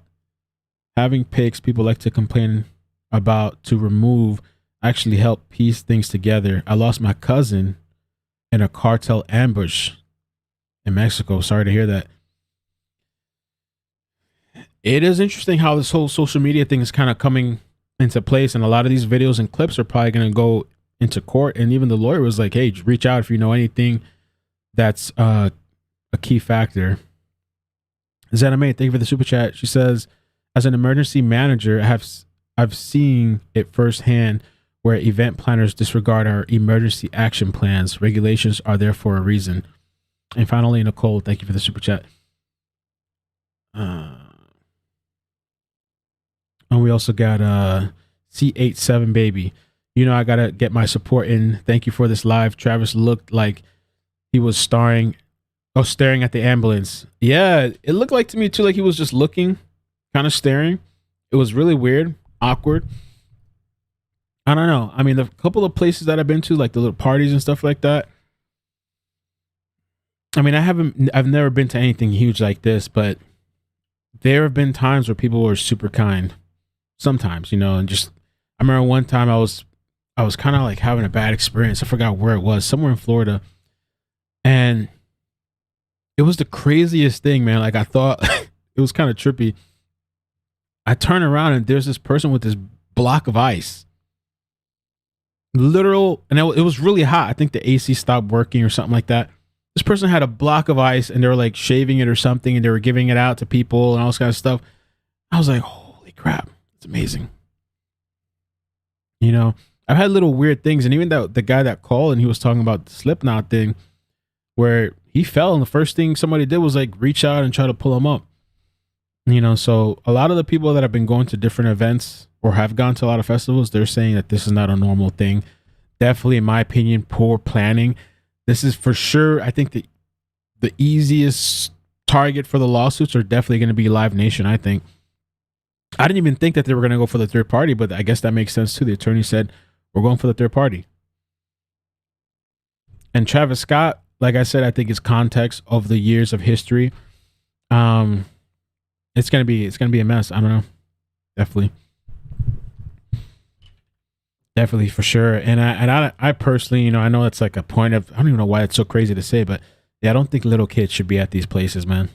I mean, they say it's supposed to be safe, and I know people went out there with the intention that it was going to be safe, but just all the craziness that's going on these days, man, like a 4-year-old, 3-year-old, 5-year-old, I wouldn't be out there with a child that small like that, you know? So, but yeah, we'll see, man. Thank you guys so much. Please hit the like, subscribe, turn on bell notifications. I'm supposed to be talking tonight, like I said, to a mutual friend, a friend of mine that knows somebody that was actually at the event. He just came back yesterday, I think. He was stressed out. I talked to him for a couple of minutes on the phone. I'm going to see if I can get him on video. Just want to hear his story. Somebody's calling me. And, but yeah, that's it. That's what's coming up. And we'll just be covering new things, man. Again, thank you guys so much. Take care. Be safe. Yo, if you're one of these people that are stressed out, I'm telling you, take some time for yourself, some silent time. I like to do my little exercise or a little my tea thing that I do before I get on stream. Or like today I went and did the infrared sauna. I went back again. Somebody recommended it to me. The place that I went to is $30 for 30 minutes. On Saturdays, they have $20 Saturdays. You can find little things, whether you want to do something free. Like I a lot of times I just go for a jog or for a walk or go to the beach or whatever. Or if you have a little bit of money, take yourself and go treat yourself, man. Like I went today. I felt amazing after I went. So just take care of yourself. And a lot of this crazy events, man, it's just, to me, it's like, it's not even worth it. It's really not even worth it. Infrared sauna, oh my God, it's amazing. It's amazing. To me, it's really good. It just heats you up. You start sweating. It's like these infrared lights. Man, like it detoxes your body, and it's really good. It's really good. And if you got toxic people around you, get away from these people. Seriously, yo, like you'd be surprised. The people that pretend to be your friend and smile in your face and really want you to fail and not happy for you. Get away from the negativity, man. Relationships, friendships, whatever. You know what I mean? But yeah, take care, man. Peace.